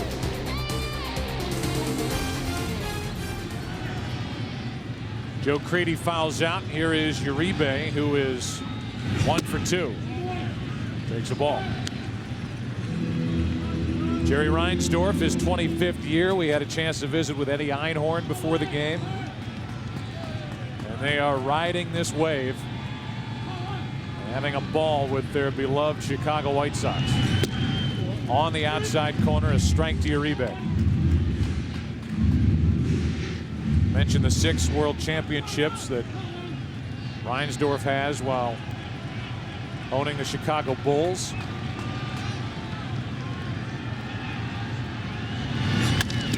Here's a shot into left center field. Well hit at the wall. It's off the wall. Uribe digs into second with a 1-out double. Saw a shot of Roland Heeman. He's watching as their shortstop, picked up from the Rockies, shoots one off the wall in left center. You know, Phil Garner telling us about Dan Wheeler. He said, of course, every pitcher who gets the ball up is vulnerable to a ball being hit hard. He said, but for some reason, particularly Dan Wheeler, he almost gets under his fastballs occasionally, and he got under that one, left it up, and Uribe hammers it to left center. Well, he said he's got kind of a funky delivery. Yeah. Kind of slings it to the plate. Tying run at the plate for the White Sox. Bottom of the 7th, Podsednik 0 for 3. Strike one. Wheeler's deception comes when he picks his left leg up. It looks like he's coming forward, but there's a bit of a hesitation right there, and then he takes his stride. That little difference can really throw a hitter's timing off.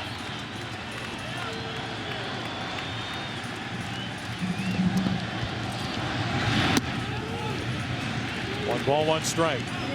You could see Wheeler going through this 7th, and then this could be a 2-inning night for Brad Lidge. Lidge has not been on the mound since that Game 5 home run he surrendered in the 9th inning to Albert Pujols in the NLCS. So he has had a ton of rest. Runner at second, 1 out, 1-1 pitch, strike 2. Yeah, the bridge to Lidge may be a short span tonight. Astros hoping that Wheeler is the only one to have to do it. Our in-game box score brought to you by John Hancock. Podsednik at the plate 0 for 3 tonight. Iguchi has a hit. By Uribe down at the bottom. 2 doubles, an RBI, and Crede an RBI single. Rowand has had a nice night. 1 and 2 from Wheeler to Podsednik.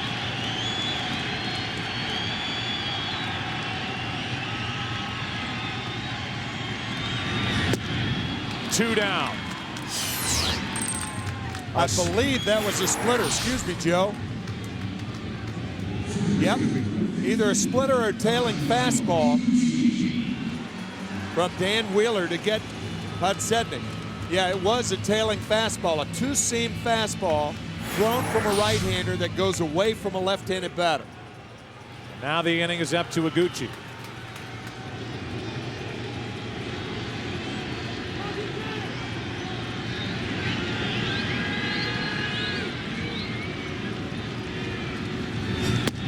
If you're Phil Garner and you are willing to use Lidge for 2 innings, which I believe he is, you're hoping that Wheeler gets Iguchi, and then you have Lidge for the heart of the order.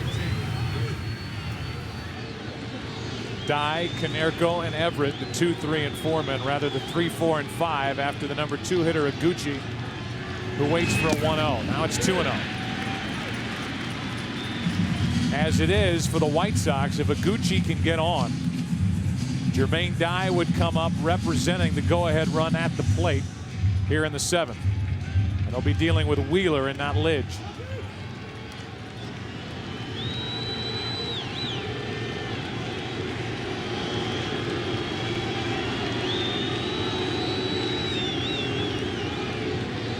Higuchi 15 home runs during the regular season. 2-1. Again, something we talked about at the beginning of the ALCS. Ozzie Guillen believing that Higuchi someday could develop into a guy who could hit in the 5th or 6th spot in the White Sox order as Cliff Polite, Damaso Marte get loose.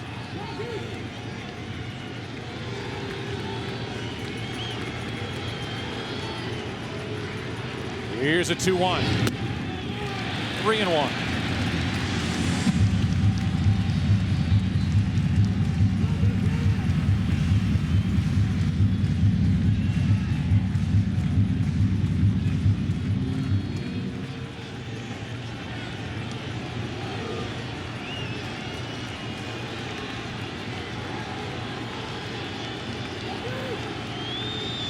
Good count for Higuchi.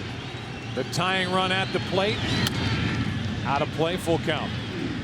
That's one of the signs a hitter is not going well when he fouls off a 2-0 and a 3-1 pitch the other way. Means he's not getting around on the fastball. I think Dan Wheeler and Brad Osmus do Higuchi a favor to throw him anything other than a fastball here. 3 balls, 2 strikes. Fastball away.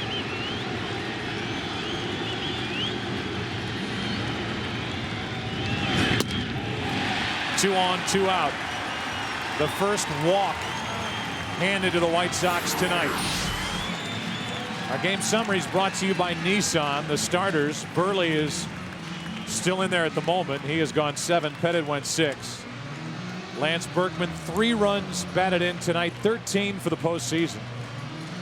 And the Astros 2, 3, and 4 hitters, 4 for 8 with a home run and 4 driven in. Right now we have a visit to the mound by Jim Hickey, the pitching coach, as he talks to Wheeler. And while they talk earlier, Aaron Rowand on the bench had this to say about this new Houston right-hander. What we got on him? Sinker slider, predominantly to righties. Okay, he's got a curveball. Sinker like Qualls or sinker like Run? Good sink. Good sink. Not as good as Qualls, but good sink. Got to get him up.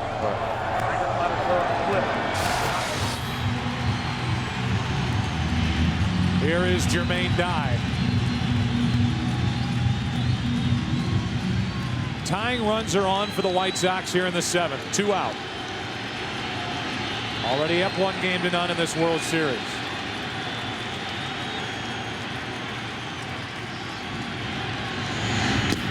Ball 1. The tarp is off the bullpen mound for Houston.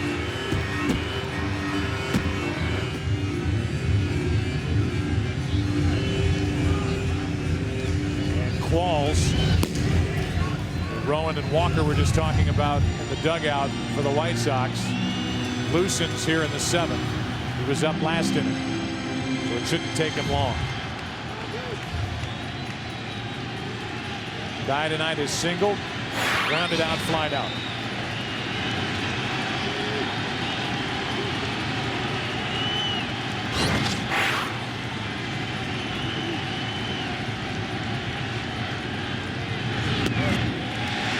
Two and 0.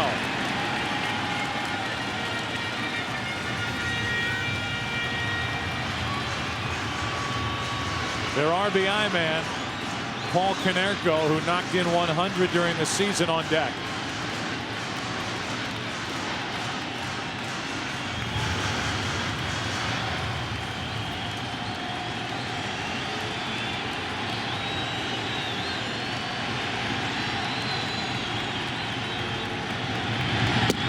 On the corner, 2-1.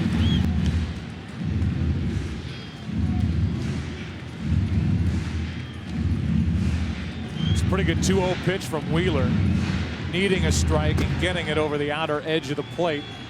2 balls and a strike on Dye, who homered last night.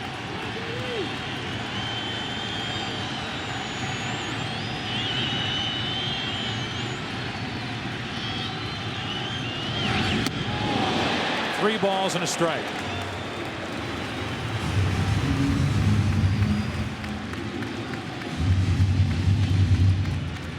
Thing about this situation is that Dye's strength is Wheeler's strength. Dye, a good low ball hitter. And Wheeler, in order to be effective, has to keep the ball down.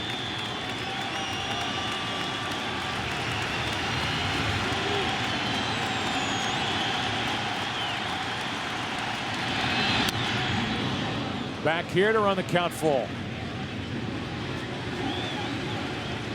Now the runners will go. Uribe off second. Higuchi off first. And Qualls is getting ready with Konerko coming up next.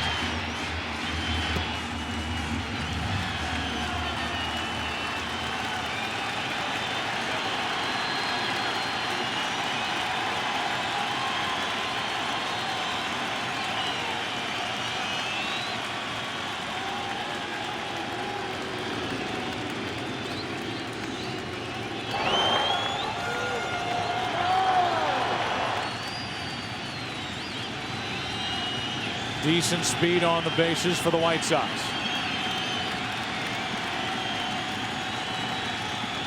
Off they go, and Dye pops it up back and out of play.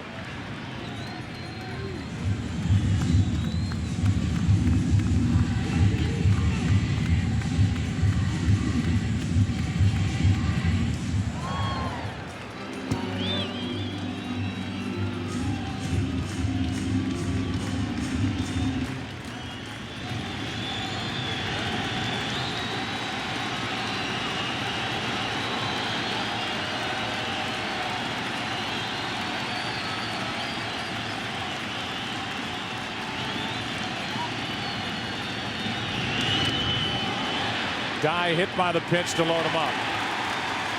And now the bases are loaded with 2 down. And Garner is going to come out and talk to the home plate umpire, wondering if that hit the knob of the bat as opposed to the body of Dye.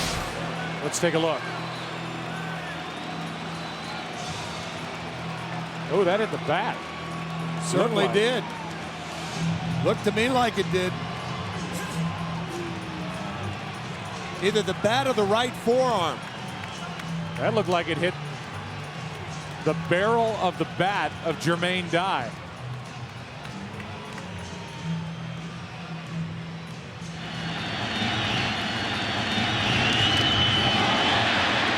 Home plate umpire evidently heard it hit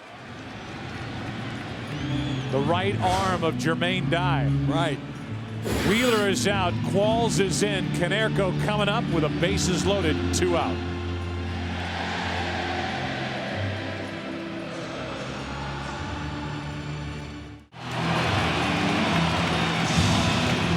Chad Qualls worked an inning and 2/3 last night. 7 games this postseason.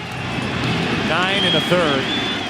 And he inherits a bases loaded, 2 out with Konerko up. And he rips one into left.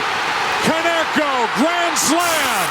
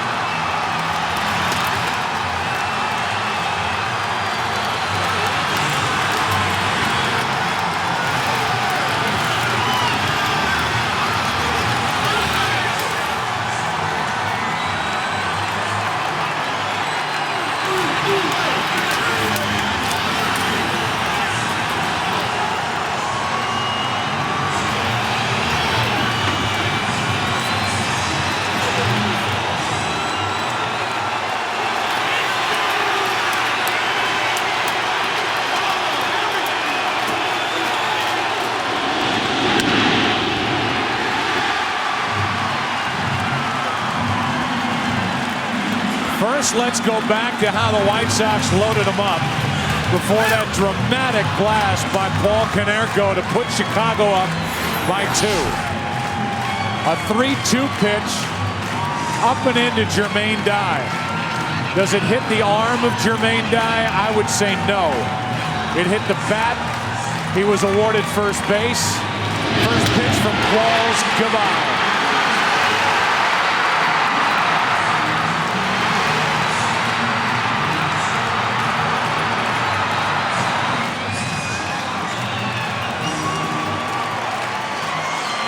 Bedlam in Chicago.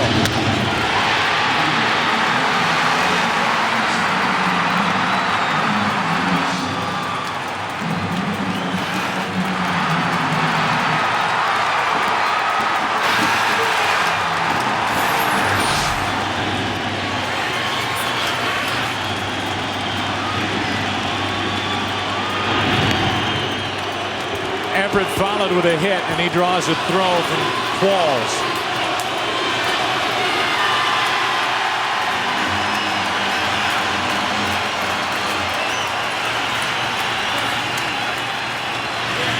First slam in White Sox series history. In for a strike to Rowan. It was Aaron Rowan who asked Greg Walker, the hitting coach, about Dan Wheeler. And you may remember the words. Wheeler doesn't have the sinker that Qualls has. Paul Konerko taking heed of that, looking for the fastball. He got it up and hit it out of the ballpark. Catchers don't catch too many high sinkers.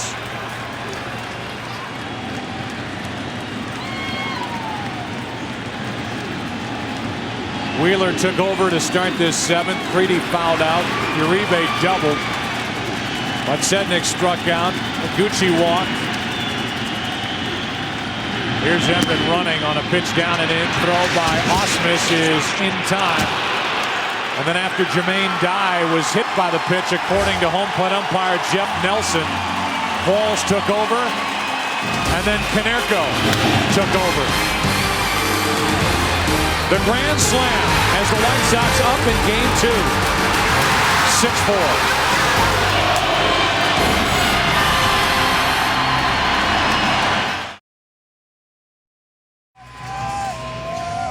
How will the Astros respond here in the 8th?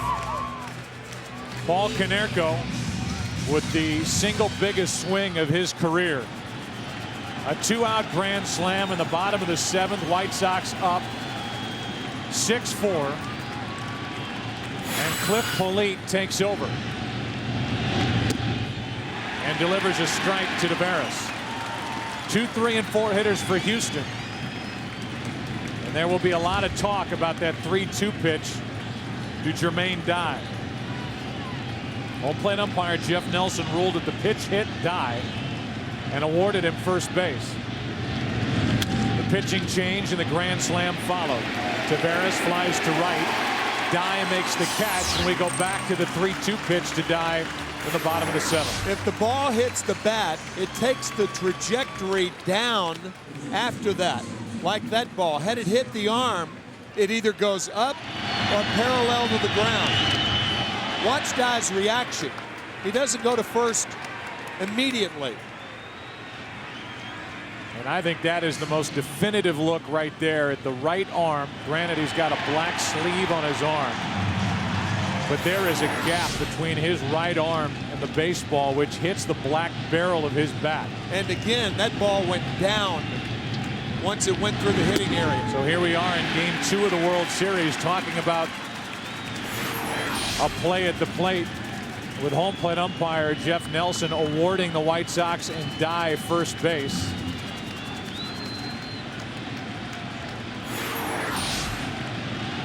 One out here in the top of the 8th inning. It was game 2 of the ALCS with Doug Eddings behind the plate. A swing and a miss and a ball that it looked like ended the frame. Josh Paul catching for the Angels. Ruling by the umpire was, after initially signaling the out, that the ball hit into the dirt before Paul made the catch of the pitch. And with A.J. Pierzynski going down to first, he was eventually awarded first. And moments later, the White Sox took game 2 to even the series at 1-1. Why is that pitch significant? Instead of bases loaded in the pitching change in the bottom of the 7th moments ago, it's a foul ball, still a 3-2 count on Dye, 2 on, 2 out, and another pitch from Wheeler to Dye. Who knows what might have happened in the bottom of the 7th for the White Sox. As it is, Konerko is a hero. And it was not cheap off the bat of Paul Konerko. That ball was blasted into left. Kotz and Vizcaino are ready to go if Cliff Polite needs help here in the 8th.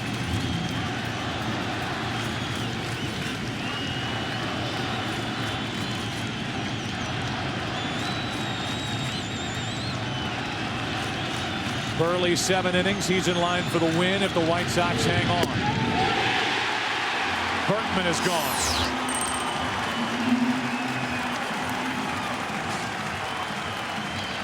We go back to game 2 of the ALCS. Pierzynski at the plate. Paul thinking the inning is over, rolls the ball back to the mound, and then next thing you know, Pierzynski's at first with 2 out. Ozuna pinch run, steals second, and scores the game-winning hit. The game-winning run on the hit by Creedy. And now here tonight, that was ruled hit by pitch instead of a foul. Bases loaded, and Konerko follows with a grand slam. Here's a pitch outside to Morgan Ensberg.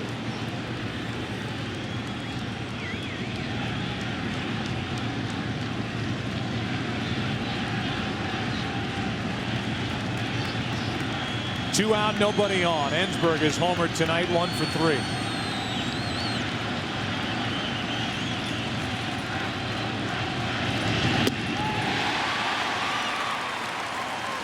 One and one from Polite. Good high fastball from Polite to Ensberg. A lot of times an umpire will go by sound on a pitch that is that close where they can't determine whether it's wood or bone, and perhaps Jeff Nelson went on sound and not vision. Strike 2 from Polite, who hasn't pitched in 2 weeks.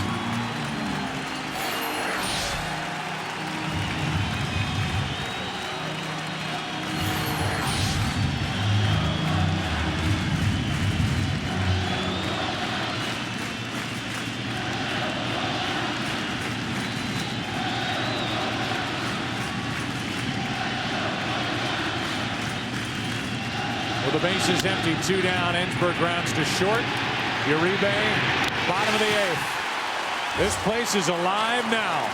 White Sox coming to bat, up 1-0, leading game 2, 6-4.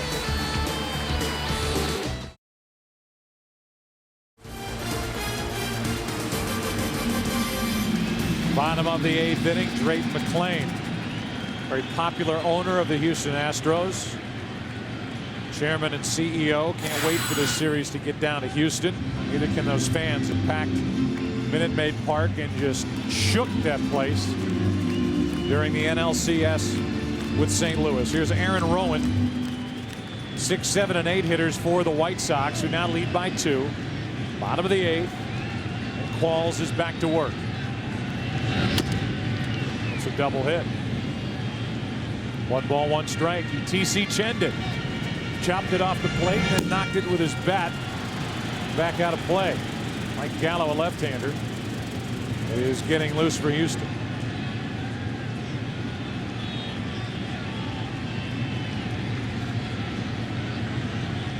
Here's a 1-1. Strike 2. Bobby Jenks, who lit up the radar gun last night, is getting loose for the White Sox in their pen, preparing for the 9th.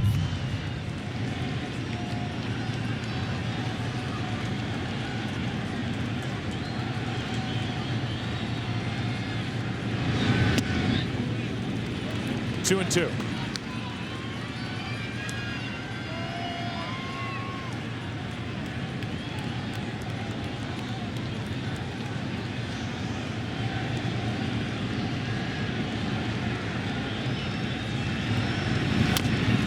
Chopper, Ensberg, scooped by Berkman. 1 away in the 8th. Fans join Major League Baseball in our efforts to rebuild the Gulf Coast. Support Habitat for Humanity by calling 1-800-HABITAT or logging on to MLB.com or Habitat.org. Now with Pierzynski coming up. The Astros are going to go to Gallo out of their bullpen. Here comes the lefty. Pierzynski due at the plate. Bottom of the 8th. 6-4 Chicago. Time now for our WebMD health update. We look at the sore left hamstring of Roger Clemens. His status for Game 5 is still unknown. Day to day. Had to leave after 2 innings last night in Game 1. You can check out your own symptoms and learn more about common sports injuries at symptom.webmd.com. New pitcher is the left-hander Mike Gallo.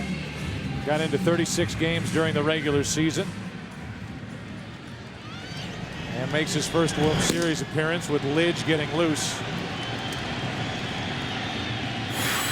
As Pierzynski waits with 1 out, strike 1.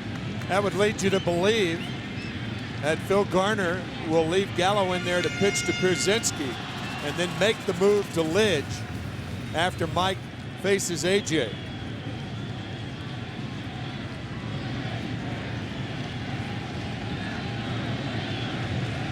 Gallo with 2 games in the National League Championship Series, 2/3 of an inning, a third of an inning in each game.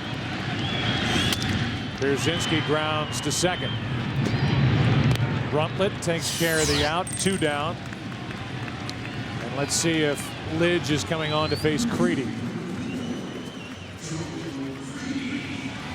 You know the question will be asked after the game. This was going to be a 2-inning night for Lidge anyway. Whether the question's fair or not. Why in the bottom of the 7th with the game on the line, Konerko coming up, 2 out, would it be anybody but Brad Lidge? And I'm sure Phil Garner will say the 7th inning is too early for my closer to come in, period. So he's going to leave Mike Gallo in to pitch to Joe Creedy. A bit of a surprise right here. Perhaps Lidge isn't ready. Creedy did not go around, and that's ball 1 in the dirt.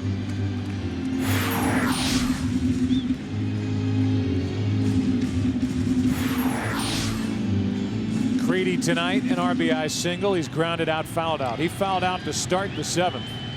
And then the White Sox went to work. Backing up on it is Ensberg.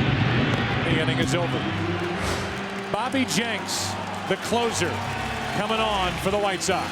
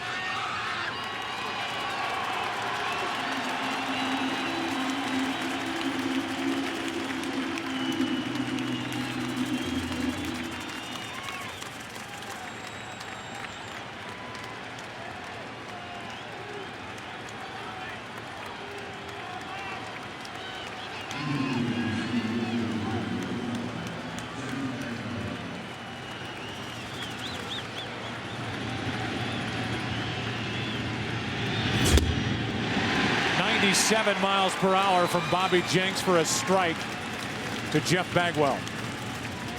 It's Bagwell, Lane, and Burke for the Astros, who are down 2. Top of the 9th inning, game 2.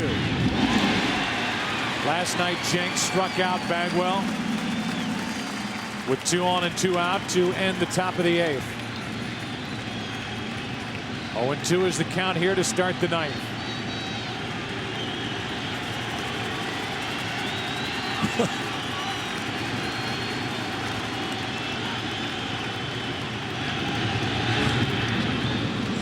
Pierzynski had to reluctantly throw his body in front of that ball. It bounced in front of the plate, ball 1. Reason a catcher would do this is you don't know if a hitter's going to have a check swing or not. Now with 2 strikes. I think that was a curveball, about a 57-footer.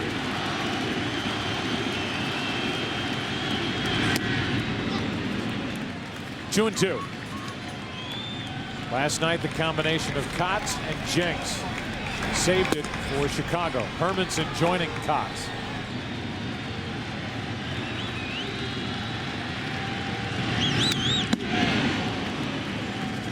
Hermanson, for the majority of the year, was the closer for Ozzie Guillen.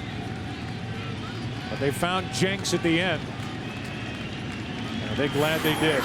Yeah, I think the Astros are finding out that the ball down in the strike zone easier to handle than the ball up in the strike zone.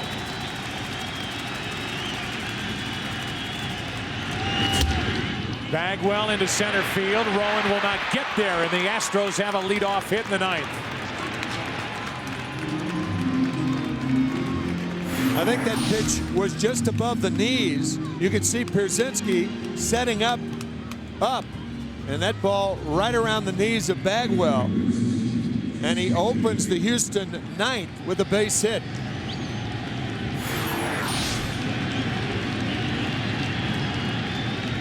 So now Bagwell is on, and Jason Lane, who hit 26 home runs during the regular season, has 2 in the postseason, steps in.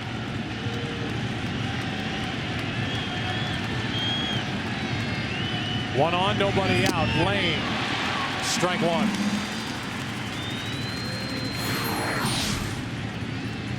Tied him up with a fastball.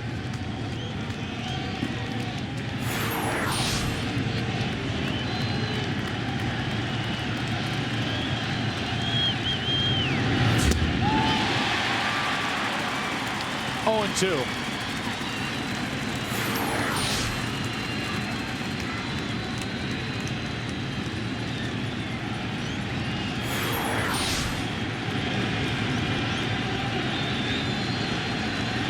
Bobby Jenks gave up 3 home runs in just over 39 innings pitched in the regular season. 1 out.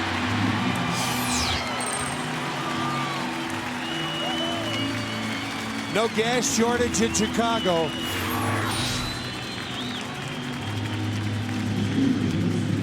Wow.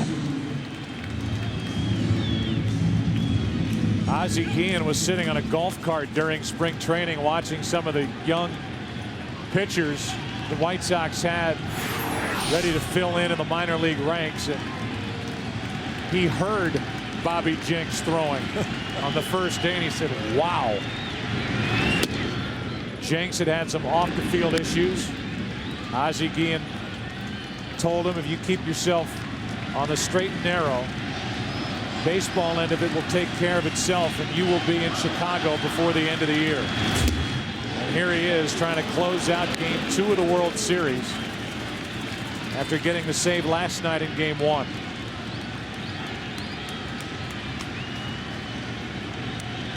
Burke. He's got a flair for the dramatic during this postseason. It's 2-0. 3 balls, no strikes. In a World Series fact, 11 of the last 12 teams with a 2-0 series lead have gone on to win the series. White Sox trying to get to 2-0 here tonight, and that misses to put the tying runs on. 2 on with 1 out. And Ozzie Guillen is wondering where those last 2 pitches were. A hit, a strikeout, and now a walk. Ozzie Guillen did not think that ball was too high, but of course agreement's not part of the deal, as Don Cooper is out to talk to Bobby Jenks. Well, now you've got Ausmus at the plate. And if the Astros have one bopper on their bench, that person would be Mike Lamb. Mike Lamb, who homered last night, has 3 home runs in the postseason. But the Astros elect to stay with Ausmus despite Palmeiro and Lamb on their bench. And Ausmus has 2 hits tonight. They're sitting over 300 for the postseason.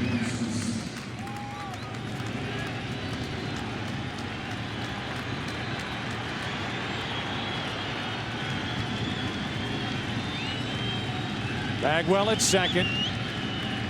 Burke at first. Strike 1. We also talked about it last night, an inclination to throw a wild pitch. He had 4 in 39 innings this year.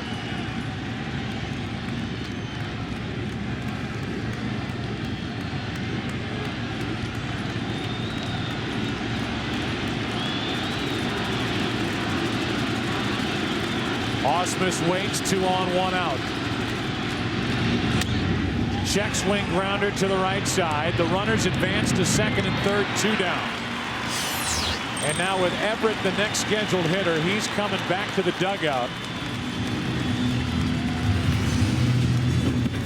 And we'll see if it's Lamb who comes off the bench for Houston. Lamb or Palmeiro, one of the two. Or Vizcaino, and it's Vizcaino more of a contact hitter. So Vizcaino gets the call, and Palmeiro and Lamb will stay on the bench. Because of the presence of those three. An interesting move by Phil Garner to keep Ausmus in the game at the plate. A check swing grounder, and now the Astros with Vizcaino coming up are 1 hit away from potentially tying this game, but 2 out in the 9th.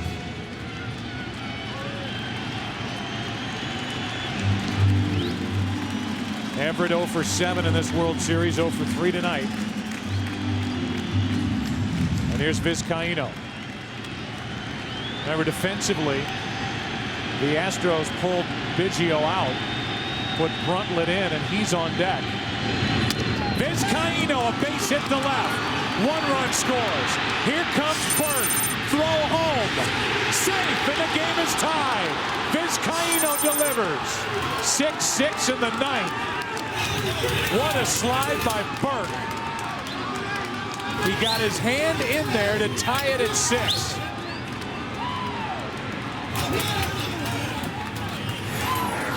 On the first pitch against Bobby Jenks, Vizcaino delivers. The throw by Podsednik toward the first base side, just a hair, and you're right, the slide, the hand on the plate ties it in the 9th inning. Great slide by Burke.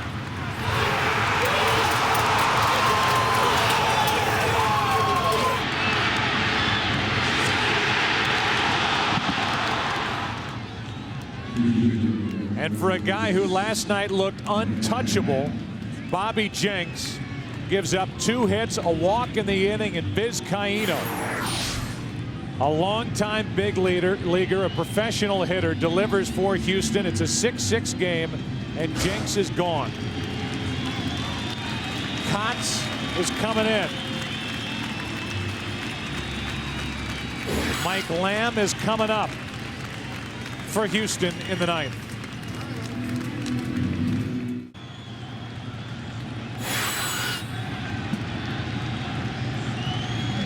Neil Kotz takes over, deals with Lamb, and the first pitch is up and in for ball 1. Lamb was announced as the pinch hitter for Bruntlett. Jenks is out. Mark Burley, tonight's starter for the White Sox, consoling Bobby Jenks. Gives up 2 on 2 hits, a walk, and 2/3 of an inning. And now Kotz is just trying to keep it tied.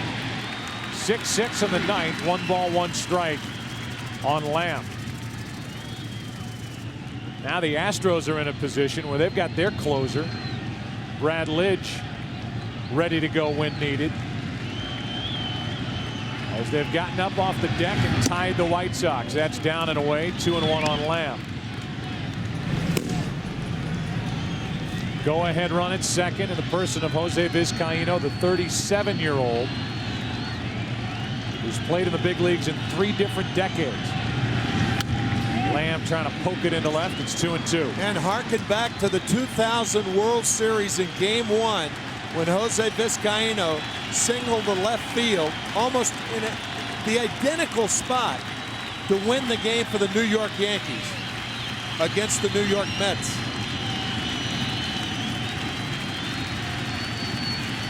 Here's a 2-2 to Lamb.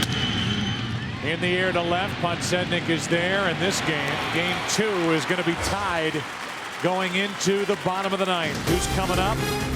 Uribe, Podsednik, Iguchi for the White Sox in a 6-6 game.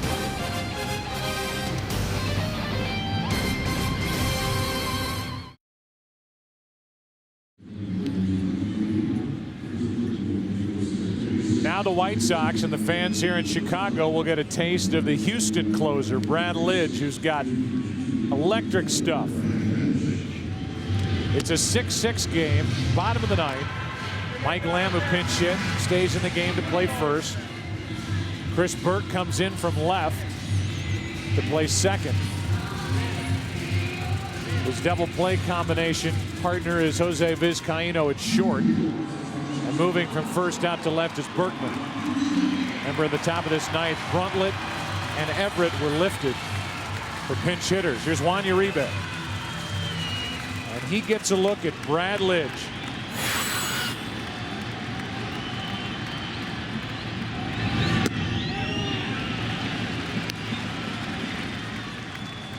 The last time Brad Lidge pitched in a game was in Houston, the Pujols home run.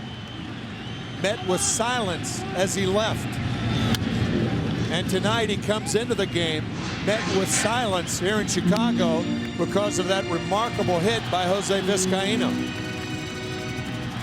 Sednick and Iguchi will follow, 6-6. A battle for game 2.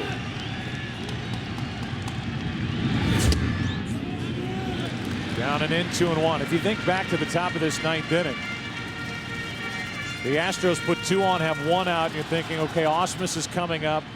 You got the likes of Palmeiro, who's been a very good pinch hitter in his big league career with the Angels, Cardinals, now Houston. You've got Lamb, who's been red hot. That's on the outside corner. But it's Vizcaino who gets tapped on the shoulder by Phil Garner to go up and hit, and Vizcaino takes the first pitch and flips it into left. Great slide by Burke, and it's a 6-6 game. That's in the air to left center field, and back to get it is Taveras. 1 away. After being a hero in the top of the ninth, Vizcaino came out to take over at short. All jazzed up, and he forgot something. You have to play with a hat. Came up originally in '89 with the Dodgers. And Tim, you and I have seen him in different spots in his big league career, and he has bounced around and always been a very good part-time player wherever he's been. Absolutely. But to me, he was not the obvious choice in the top of this ninth. Nope, but the right one. But the right one. The 1-0 pitch. 2-0 on Podsednik.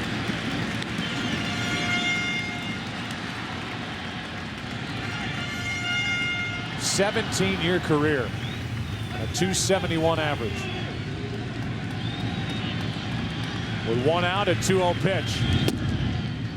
Do you, sir, buy into the theory that people said with regard to Lidge, it would have been nice to get Lidge in the game in Game 6 in St. Louis in the NLCS to get that taste out of his mouth from the Pujols home run? I don't think that taste is there.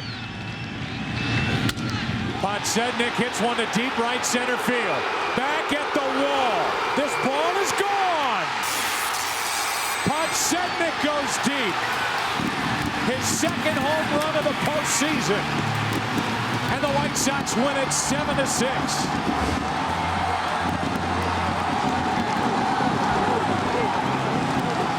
Lidge has a new taste. The taste might be there now. Scott Podsednik had no home runs this season. None.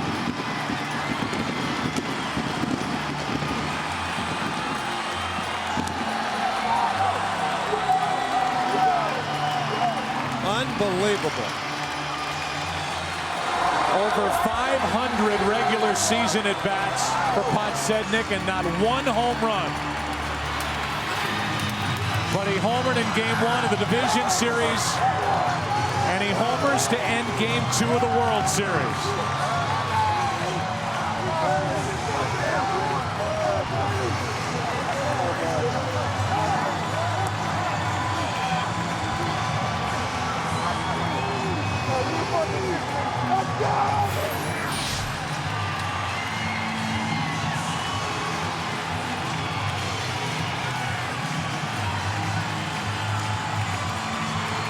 These things happen. Unbelievable. And this place is sent into a frenzy again.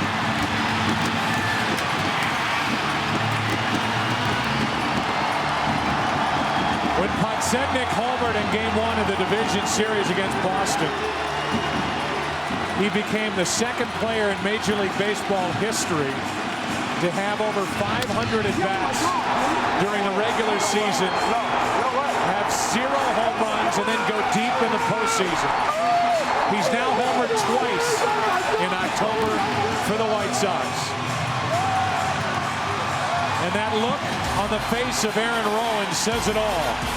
Shot and all here on the south side.